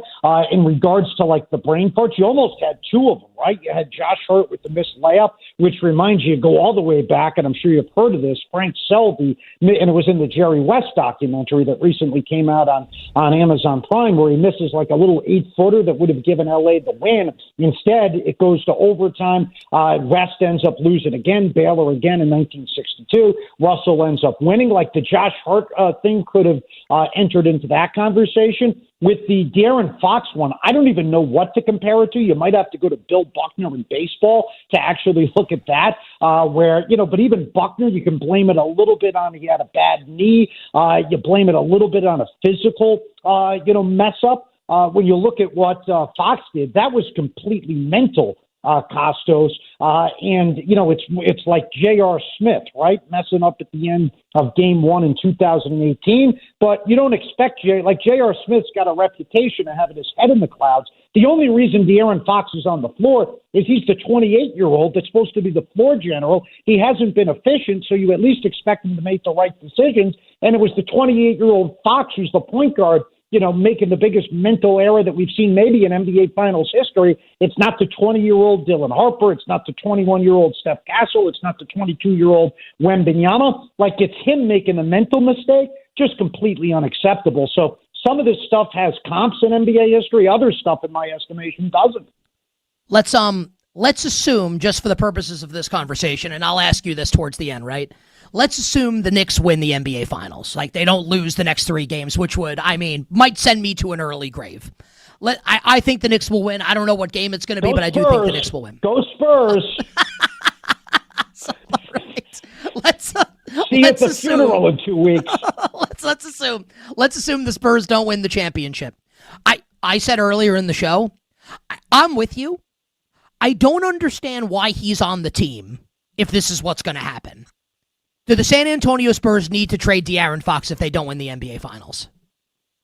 I mean, listen, I was talking about this a couple of months ago, prior to even the postseason run, where he's been absolutely brutal, shooting 42% from the field, in that it's almost like he's a little unnecessary because Dylan Harper is so good. And Dylan Harper, even I talked to some people that had been back in the locker room after one of the games early on in the series, right? And I think it was after Game 1, and Harper only played 3 minutes and 33 seconds in the fourth quarter, even though you could have made the argument he was the best player on the floor, and he was unhappy, and then they had that little mess up where I guess he retweeted something and then eventually took it down, where it was comparing De'Aaron Fox to James Harden. There's competition. We work together at Sirius, right? We're friends, but we also competed a little bit. And it's like, I want a job, you want a job. We're competing for the same thing, even though we work for the same company and we respect each other. You think Dylan Harper's going to want to sit on the bench again next year? So even if they had won the championship, Dylan Harper eventually is going to want to play. I think ultimately he's going to end up being the better player. He acted like the more mature player. I mean, yesterday when everybody else was taking threes, is he the better player right now? Second half, Kostos? Who's better right now? I think you can make that argument. He might even be the smarter player. Look at the way he played last night. Was anybody attacking the rim last night? He's better. San Antonio, they relying. Exactly. And they took 17 threes in the second half, 3 of 17. Who is the one guy that was attacking the paint outside of one airball 3 late? It was actually Dylan Harper. Dylan Harper was the guy getting to the basket, playing with composure. So he's not going to want to be on the sixth man next year. He's going to want to actually be out there on the floor starting. And I think he's earned the right. So, but again, De'Aaron Fox making max money, are there going to be teams with the second apron that want De'Aaron Fox on that type of contract? I'm not so sure. You might have to actually attach something to De'Aaron Fox to get rid of him in the offseason. And I'm not basing this just off on a couple of plays here from last night's game. I think it's the way the league is trending, and it's the way Fox has played a majority of the year. How much do you blame Mitch Johnson for the Spurs losing last night and blowing the lead? Yeah, I mean, listen, anytime you I've always blamed the head coach when you had, so Fox is at the top of the list, but anytime you give a head coach a 29-point lead, they have to be able to massage that. He was unable to do that. I thought one of the mistakes is, listen, Wemby, one of the things that prevents him from maybe being the best player in the sport today and being in the GOAT conversation is he can't play big minutes. So I felt like Mitch Johnson went for the kill, thinking, hey, I can play him 11 minutes in the third quarter. I can start him in the fourth quarter. We can expand the lead. And then the last 5 or 6 minutes, I can just rest him. Well, Wembanyama was useless down the stretch. And 2 days off also, right? And 2 days off. Now exactly. And Exactly. And then you're going to have the 2 days off for him to rest. So we kept him in, but he was useless down the stretch of that game. I think he missed like 10 of 11 shots at one point. He missed the free throws at the end. And again, that's mostly on Wembanyama. And then there's the mismanagement of timeouts. It's almost the same thing we got in Kenny Atkinson's case, where you're seeing this big run take place, and he's just not using the timeouts, and they couldn't shut off the water. Also, it's like, hey, you're 3 of 17 from 3 second half. Why don't we attack the rim a little bit? He does nothing there. So, like, in my estimation, Fox, number 1 to blame, Mitch Johnson, number 2 to blame, Wembanyama, number 3 to blame, and then a huge gap before you want to start getting on other guys' case. Maybe you think this is unfair, and just so you and the audience know, and I'll repeat this, I said it once earlier, I understand that there are medical reasons that prohibit this from happening. So, like, it can happen, and I know that. But I'm constructing a hypothetical because I think it's fun. If Greg Popovich were coaching the San Antonio Spurs, what would the series be right now after 4 games? Well, yeah, I mean, if he was fully cognizant, you'd be in, I think, better shape. Yes. Yeah, exactly. Because right now I don't think that he necessarily is, from what you hear. But listen, this is Mitch Johnson's first run through. This stuff happens. He hasn't been in this spot before. Mike Brown has coached circles around him. I mean, the Alvarado thing last night, playing him down the stretch, he gets you 8 points in the final 9 minutes of that game, hits 2 of the biggest shots of the entire series, gives him another playmaker, like genius touch, even though they lost last game. He's playing Jordan Clarkson. He managed the Towns foul trouble early in that game tremendously. He's been fantastic. Mitch Johnson has not been good, but we also can't act like Popovich. Everything he touches turns to gold. I mean, I think they lost an NBA Finals because of Greg Popovich. He doesn't have Duncan on the floor at the end of a game for whatever reason. He still hasn't answered it because he does such a crappy job with the media. But Game 6, 2013, guess who wasn't on the floor there when Chris Bosh got that rebound? Tim Duncan is watching from the sideline. Even if there's a reason that you don't have him out there, Tim Duncan, you always trust the all-time greats. Even if you're not a great defender and you're Magic Johnson or Larry Bird, you're on the floor at the end because you're an all-time great. You'll make something happen. Popovich messed up there, so it's not like Popovich does everything correctly, made a massive mistake there, but you have to think that, basically you take, the average head coach. You have above replacement, value above replacement. If you just had an average head coach in this series, then they're probably at least 2-2, if not up 3-1. A lot of this has been on Mitch Johnson. Do you think Mitch Johnson is an inexperienced coach, or is he a bad coach? I think it's inexperience because, again, just like these players, this is probably the worst that Wembanyama is ever going to be. Dylan Harper, Steph Castle, these guys are all going through it for the first time. We've seen other all-time, great players, great coaches turn things around. So I'm gonna peg it on inexperience, and he'll learn from this. But, you're not going to put any type of pressure on his job because they lose this series. But it is not painted himself in a great light. But I'll go with inexperienced. You bet on this Thursday morning. Couple more minutes with our friend Justin Termine, Sirius XM NBA Radio, youtube.com/Termine Radio. Historical comp. If the Knicks win the NBA Finals, where does the OG Anunoby tip-in of the Jalen Brunson missed 3 land for you in iconic plays in NBA Finals history? Oh, well, this was my favorite thing to do last night, and I was doing this on the fly. I've had a little bit more time to think about it, but I was really doing this on the fly last night on my YouTube show, Termine Crashes Out. Not just the shot, Kostos. Think of the block, the rebound, and the putback.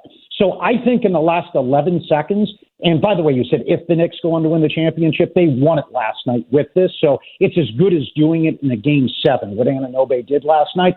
So let's do all 3, historical context, block, rebound, and game-winning shot. So I think the block is, at worst, one of the 3 best blocks in NBA history. LeBron in 2016, Game 7 against Iguodala.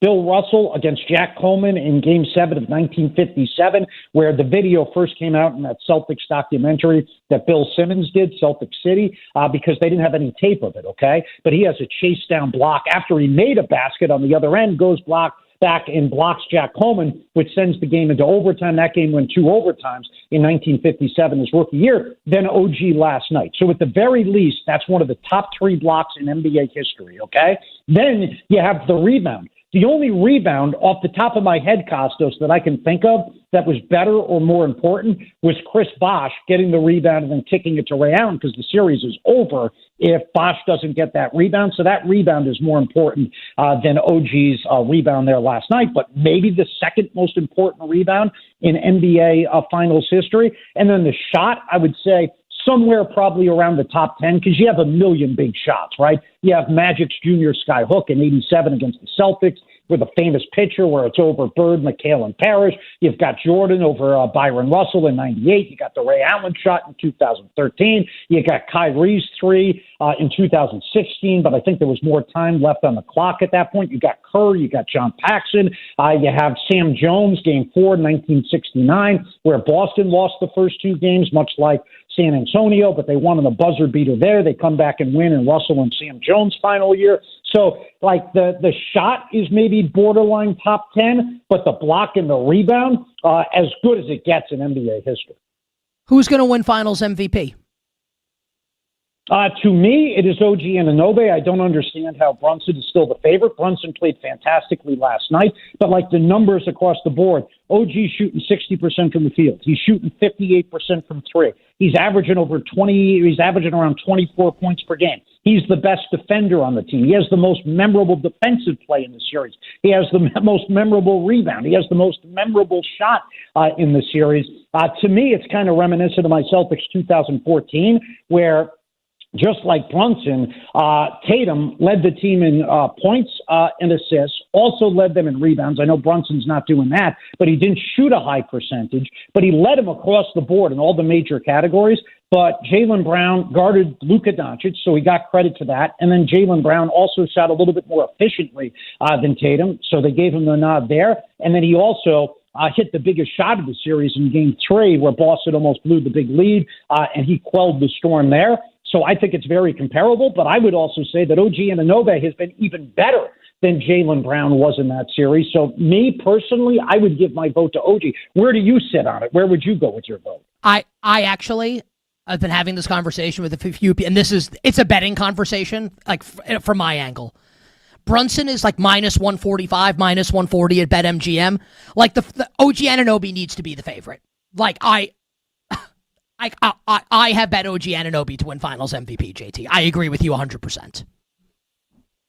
Yeah, I mean, listen, the thing that gets you concerned is voters have been stupid in the past. Like the 2015 one, Iguodala won it. LeBron got some votes. The guy who clearly deserved to win the award was Steph Curry. I mean, I thought Tatum should have won it over Jaylen Brown in 2014. I thought in 1980, voters go, oh, well, Magic had the great Game 6, right, where he jumped center, and it was one of the great games in NBA Finals history.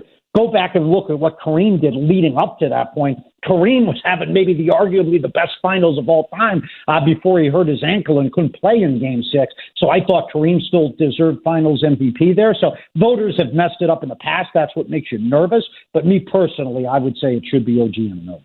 Why are you so... And look, like, I think the Knicks are going to win also. But I'm also... And look, maybe this is the fact that I'm a lifelong Knicks fan. I'm a little... Not that I'm pessimistic, but... You know, you worry, Spurs win Game 5, they could win and then anything happens in a Game 7. Why are you so confident that the series ended last night? Because, I mean, like the mental hurdle of overcoming that. Like, think of the Spurs in 2013. I talked to Danny Green about this a couple of weeks ago. They had a difficult time. Now, they gave a gallant effort against Miami there in Game 7, and they almost won it. I mean, Tim Duncan missed a little baby hook there late that could have possibly given them the game. But he talked about how difficult it was to overcome that loss where Ray Allen hit that shot. And think about it. That team had Popovich, not Mitch Johnson. That team had Tim Duncan, a veteran at that point, like 15, 16 years into his career, already with 4 titles under his belt. This team is built around Wembanyama, doesn't have that experience. They had Tony Parker, they had Manu Ginobili, all that experience. This San Antonio team doesn't have any of that.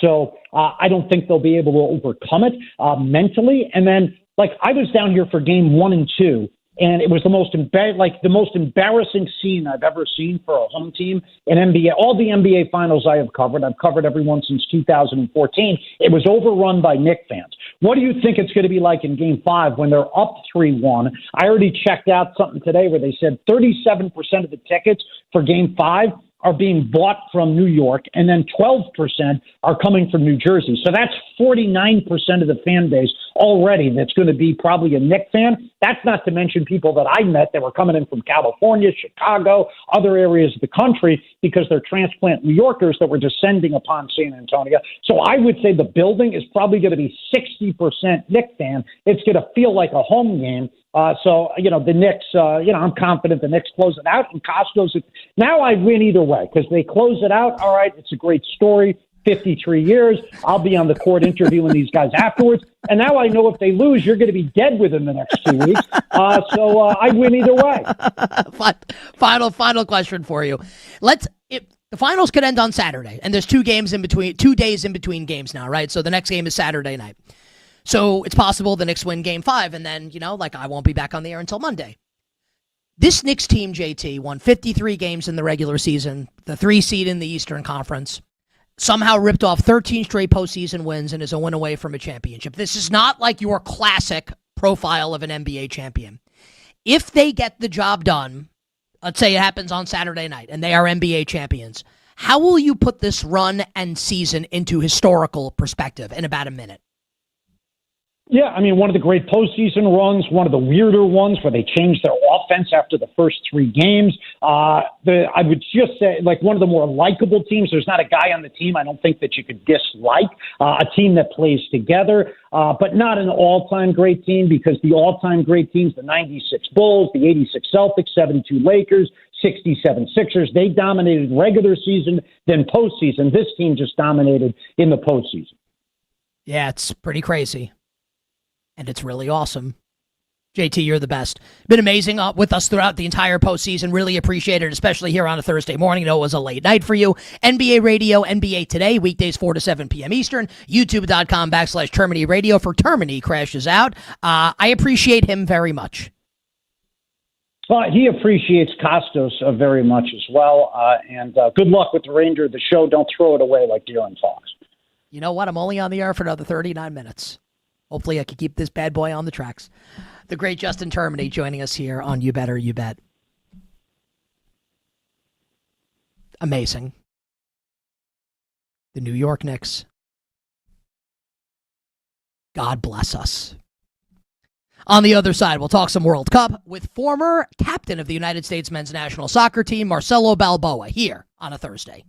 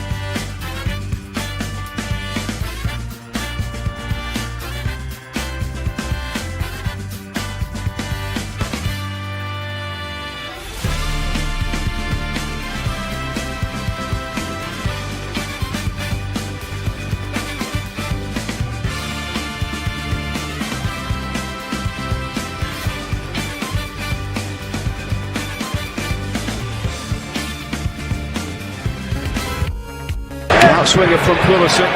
Tar heads it away.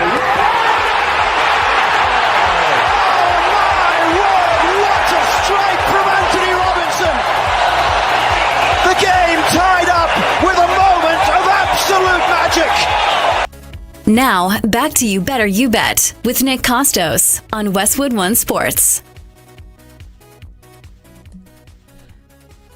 That goal by Jedi Robinson tied the game against Germany last week in the United States final international friendly. Credit to Fox Sports on the call there. Tied the game against Germany. Germany would go on to win 2-1. But look, you can be super optimistic about Team USA in the World Cup. Team USA is not better than Germany. And there's nothing wrong with saying that. The fact that they hung with the Germans in that game, and look, obviously it's a friendly, but I thought that was a pretty good sign, especially when you consider that the weekend before, the United States beat Senegal 3-2. Christian Pulisic, as we talked about on the show, broke a 21-game goalless drought for both club, AC Milan, and Serie A in Italy, and for country, obviously the United States of America. So tomorrow, the United States opens its World Cup at night, late start time, against Paraguay. And the United States is the favorite to win its group, which features Paraguay, Australia, and Turkey. So this should be, and we had Anthony DeBundo on the show earlier this week from The Ringer, who is, in addition to being like a really excellent betting analyst, and he knows the soccer, is like a great dude. Got to know him outside of, outside of the interviews we do. What a great dude. He thinks the United States will make the round of 16 here, like at minimum. And no one's saying they're going to win. But, I think for you, our listeners and viewers, maybe you, and there's nothing wrong with this, like I am more than a casual soccer fan, which does not mean that I'm right and you're wrong. Maybe you're the type of sports fan who parachutes in for the Euros and the World Cup. We talked to Danny Parkins about this yesterday, right? Danny loves the international tournaments, maybe not so much club stuff. I totally get it. Just that I think that there should be more optimism and more excitement around the United States men's national team than there is right now out there that I can sense around fans and in the media. One guy in the media who I think might disagree with that is the former captain of the United States men's national team in the 90s. I grew up watching him. What an era. 1994. What a World Cup that was. That really introduced me to soccer, at least watching it. I had played it growing up. Absolutely unbelievable. And he's doing a great job now covering the beautiful game for our friends at Apple. He's omnipresent covering the game of soccer. On Twitter, at Marcelo Balboa 17, one of the great names I've ever heard. Marcelo joins us now here on the show to talk the World Cup. My friend, how's it going? Nick Kostos here on Westwood One Sports. Happy World Cup, my man. Thank you, my friend. How are you doing? I got to tell you, I'm doing awesome. I'm a Knicks fan. Big comeback last night. I love soccer. Yeah, man, it's great. I'm on cloud nine, man. World Cup starts later today. The Knicks are up 3-1 in the NBA Finals. I'm being great. I'm doing great. So, what I was saying, Marcelo, before you came on, the sense that I get from sports fans I talk to, from members in the media, is that there's not a ton of optimism around the United States men's team in this World Cup. And I'm not insinuating they're going to win the whole thing. I'm guessing you won't either. My opinion, I think they're better than a lot of people expect and what a lot of people think. And I'm expecting this to be a nice run. How do you handicap the United States' chances here in this World Cup? Listen, I think people around the world understand that what the U.S. has, the players, where they're playing. So I don't know if we're handicapping this team. I think the expectations have just gotten higher. You know what I mean? Because you don't hear about people saying, the U.S. isn't going to get out of the group. If we get out of the group, we're lucky. That's no longer the conversation with this group. This group now, I mean, we're talking about the top seed in this group. They're the top seed. So they're expected to win the group. So we're no longer the underdog. We're no longer the team that people are saying, if we get out of the group, we're excited. We're past that phase. You know what I mean? If we don't get out of the group now, it's a huge failure. So I think the hype is around this team. People get it. People know what they can do. They understand that Christian plays in Italy and so does Weston McKennie, and Chris Richards plays in England, Tyler Adams. So this isn't a team that you can just say, they're okay. This is a good team. Now, like anything else in a tournament, you would know, look at the Knicks, for how many years they have not done anything. Now they're making the right 53. time. They're making the right run at the right time. Yeah, exactly. It's just for people keeping this U.S. score. team has the potential. Yeah. No, listen, I hope you guys win it. No offense to anybody. I hope you win it really quick so we can take the focus off that and we can enjoy the World Cup. I don't want to see 7 games, bro. I don't want to see 7 games in the NBA Finals. You know what I mean? We need it over with so we can focus on soccer. also for my mental and physical health, I don't want there to be 7 games. But I also agree with that. I'd like for the focus to be on the World Cup also. I absolutely love it. So with all that being said, Marcelo, what are your expectations for what the United States men's team is going to do here in this tournament? Dude, I think it's all of our expectations should be the same, from fans to former players to media. Expectations should be a quarterfinal. You're playing the World Cup in your country. Mexico's playing it in theirs. They have the same expectation. Canada, I will see what their expectation is. But our expectation here, after so many years of this new group of 2 World Cups, now this will be their 2nd World Cup. 13 players are returning from that World Cup team in Qatar. You look at this team and you say to yourself, why not a quarterfinal?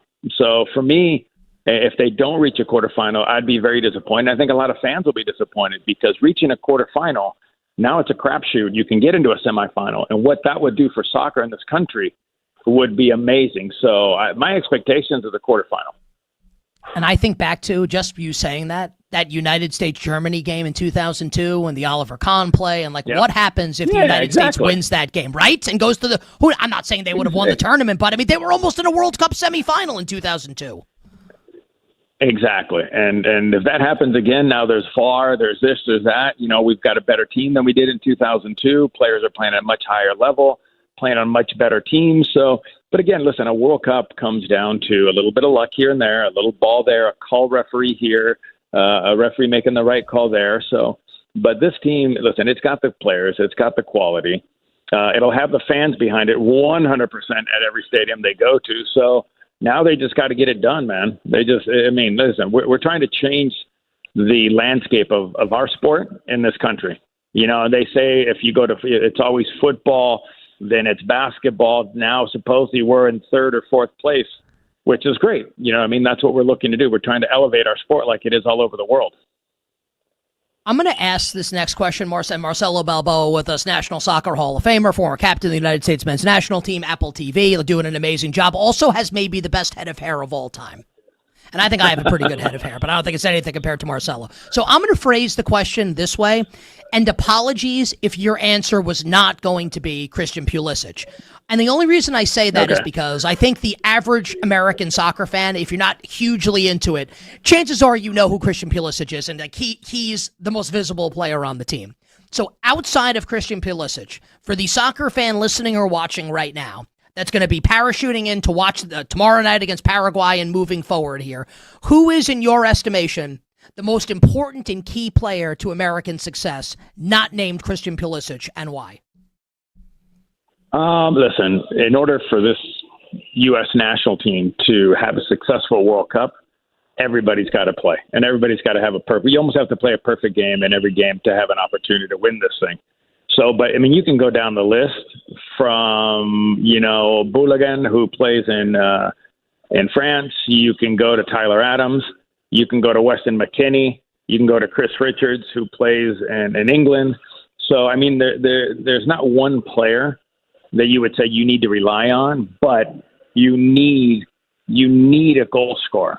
So, for me, Flo, the center forward, Boulagan, is the guy that really has to have a good outing, because if we're going to take Christian out of the dynamics of this, you got to have a forward that's scoring 3 to 4 goals in a World Cup. That'll get you most likely into the next round. If you got a guy who's feeling it and is scoring goals at the right time, he can carry you into a second round game, a third round game, a quarterfinal, a semifinal. So when you look at this team, you got to look at a few key players, be it a forward, or for me right now, it would be Chris Richards. Chris Richards coming off an injury. He hasn't played the last 2 games. So if he can get into the lineup and he's 100%, that solidifies that back line. And we all know in order to win a championship, you got to be able to defend. And Chris Richards for Crystal Palace, like won the UEFA Conference League recently. So like Chris Richards is in good form, at least in country and in the Premier League playing for Crystal Palace. Marcelo, what is your level of concern about the goalkeeping situation for Team USA in this tournament? I think this is probably the first time in a long time where we go into a World Cup and we're not 100% sure if it should be Turner or if it should be Matt Freese, because you can go back to the 90s. We knew it was going to be Tony Meola. After Tony Meola, we knew it was going to be Casey Keller, and we knew after that it was going to be Brad Friedel, and then after that it was going to be Tim Howard, right? We were always solid on that part. Now we walk into this game, in the last two games against Senegal and Germany, we saw three goalkeepers. So, and still at this point, I'm not sure 100% people are sold on Matt Freese yet. You know what I mean? Compared to Matt Turner, not everybody's sold on Matt Turner. So right now, the biggest concern, I think, if you look at this national team is, are the goalkeepers good enough to make, listen, you have to make a big-time save. You're going to have to make a save that we didn't think you could make. And we haven't seen either one do that in this World Cup yet. In this lead up to the World Cup. So I think that's one of the biggest questions this team has. Who's going to win the World Cup? The team that scores the most goals and wins the most games. and who do you think that's going to be, and why?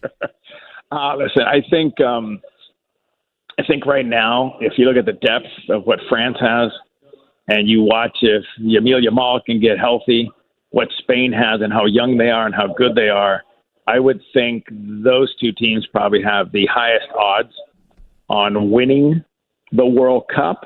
But the last time the World Cup was played in the United States in this heat and humidity, a Brazilian team ended up winning it. So, but I think right now, if you look at the depth at what France has, if they can somehow find a way to pull it all together with the players, with Mbele, with Mbappe, and they got guys like that, I have a hard time believing that we won't see a France, maybe Spain final or semifinal. How close did you guys come in '94 to beating Brazil? We lost 1-0, but I don't know if we were ever close. We fought and we scratched. We created a few chances after Leonardo got kicked out of the game. It was 1-0, and they scored in like the 73rd minute. It was a close game. It could have gone either way, right? Again, it could. Listen, we had our opportunities. We had some chances. They had a player thrown out of the game, Leonardo, because he elbowed Tab. But to be honest with you, man, it was. I told you got to play a perfect game against some of these teams, and if you make one little mistake, it can cost you. And we made that mistake. We let him penetrate right down the middle. That forced me out of the middle. That means Lexi pinched in. He left Bebeto alone. Bebeto touched it. He slides. It goes under Lexi's leg, unfortunately. And that's part of our sport. One mistake can cost you a game against a team like Brazil. How often do you think about that?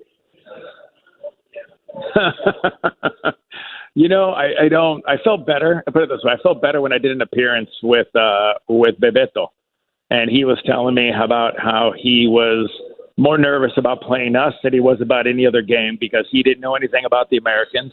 He knew that we were going to come out and run and fight and not give up no matter what happened. He knew that we were going to be physical and we were going to kick them. And he goes, that was the one game that they were worried about because they didn't really know much about the American team. So I felt better after that. Would you have made the final penalty shot that Roberto Baggio missed in 1994? No, because I would have gone first. I don't go last. I remember watching.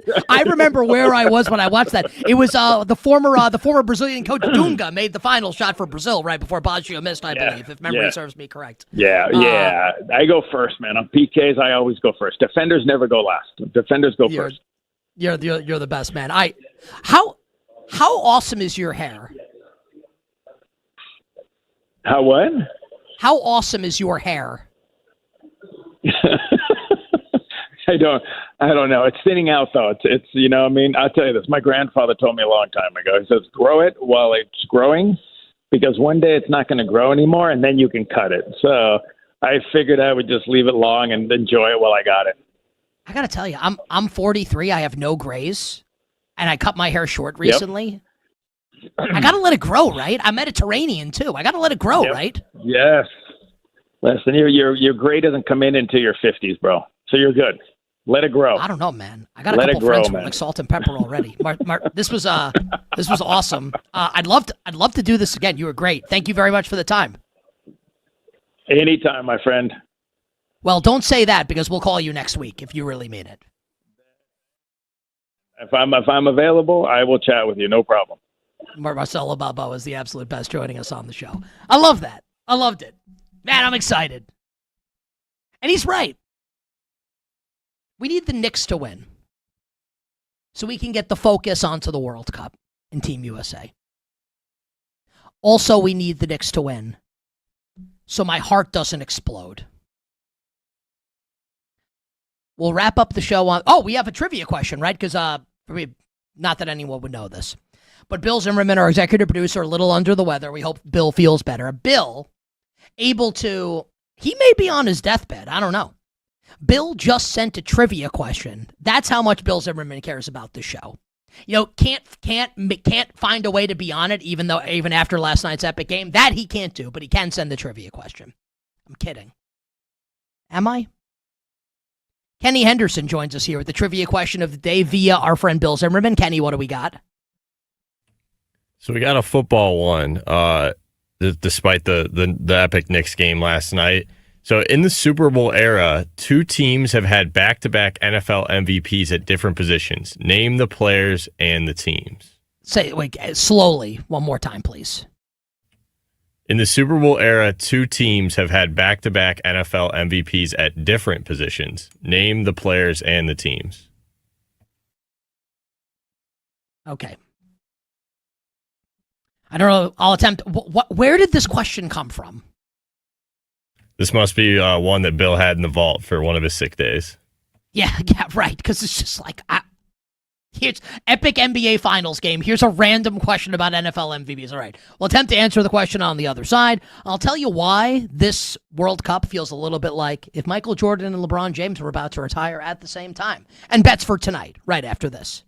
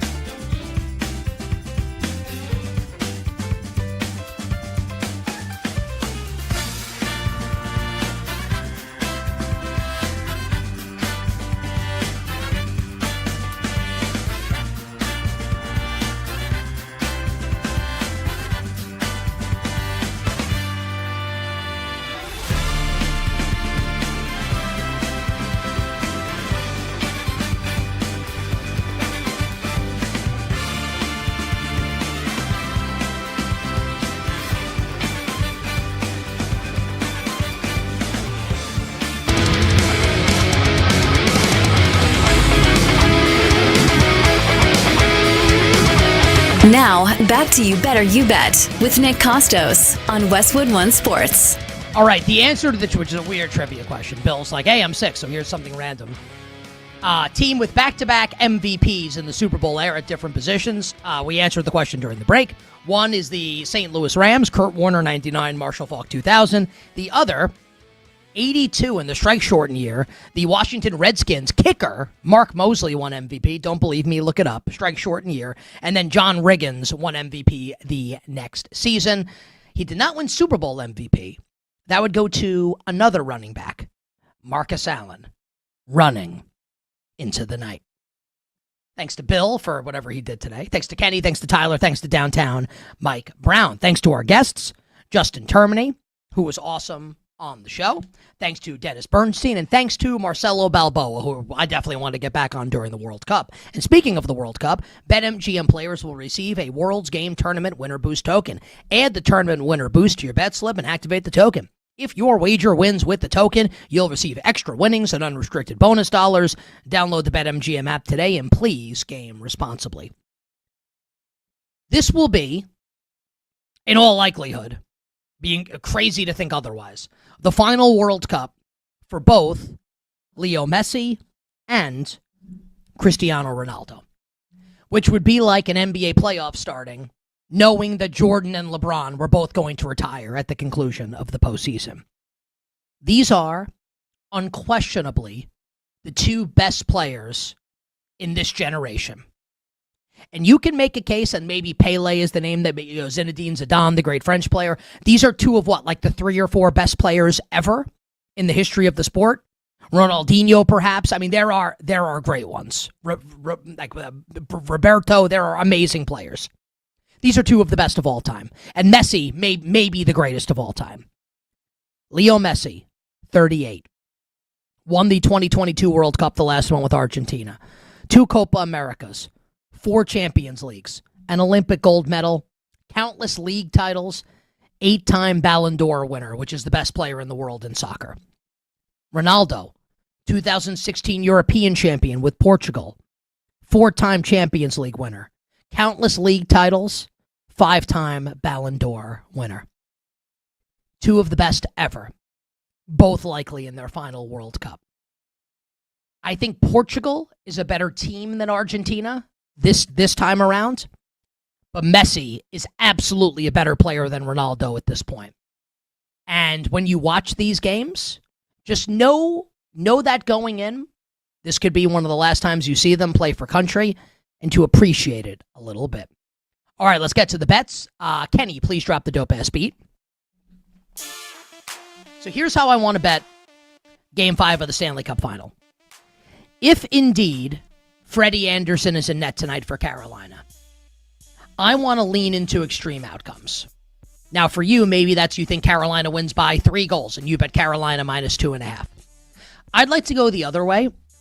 If it's Freddie Anderson, I will bet Vegas on the reverse puck line. Vegas minus 1.5 goals. If it's Anderson, and I think all outcomes are possible, Vegas minus 1.5 plus 290. If Freddie Anderson starts in net. Some soccer bets for you. Canada, USA moneyline parlay in each of their first games. Brazil, Morocco over 2.5 this weekend. Ivory Coast plus 240 against Ecuador to win. And Japan, Netherlands over 2.5 this weekend in the World Cup. I am off tomorrow. Chris Mack is in. I will talk to everybody on Monday, and hopefully on Monday we are celebrating a New York Knicks NBA championship. I'll talk to you then. Chris Mack tomorrow. I'm Nick Kostos wishing you minimal sweats, winning bets, the absolute very best of luck. Go New York. Go New York. Go.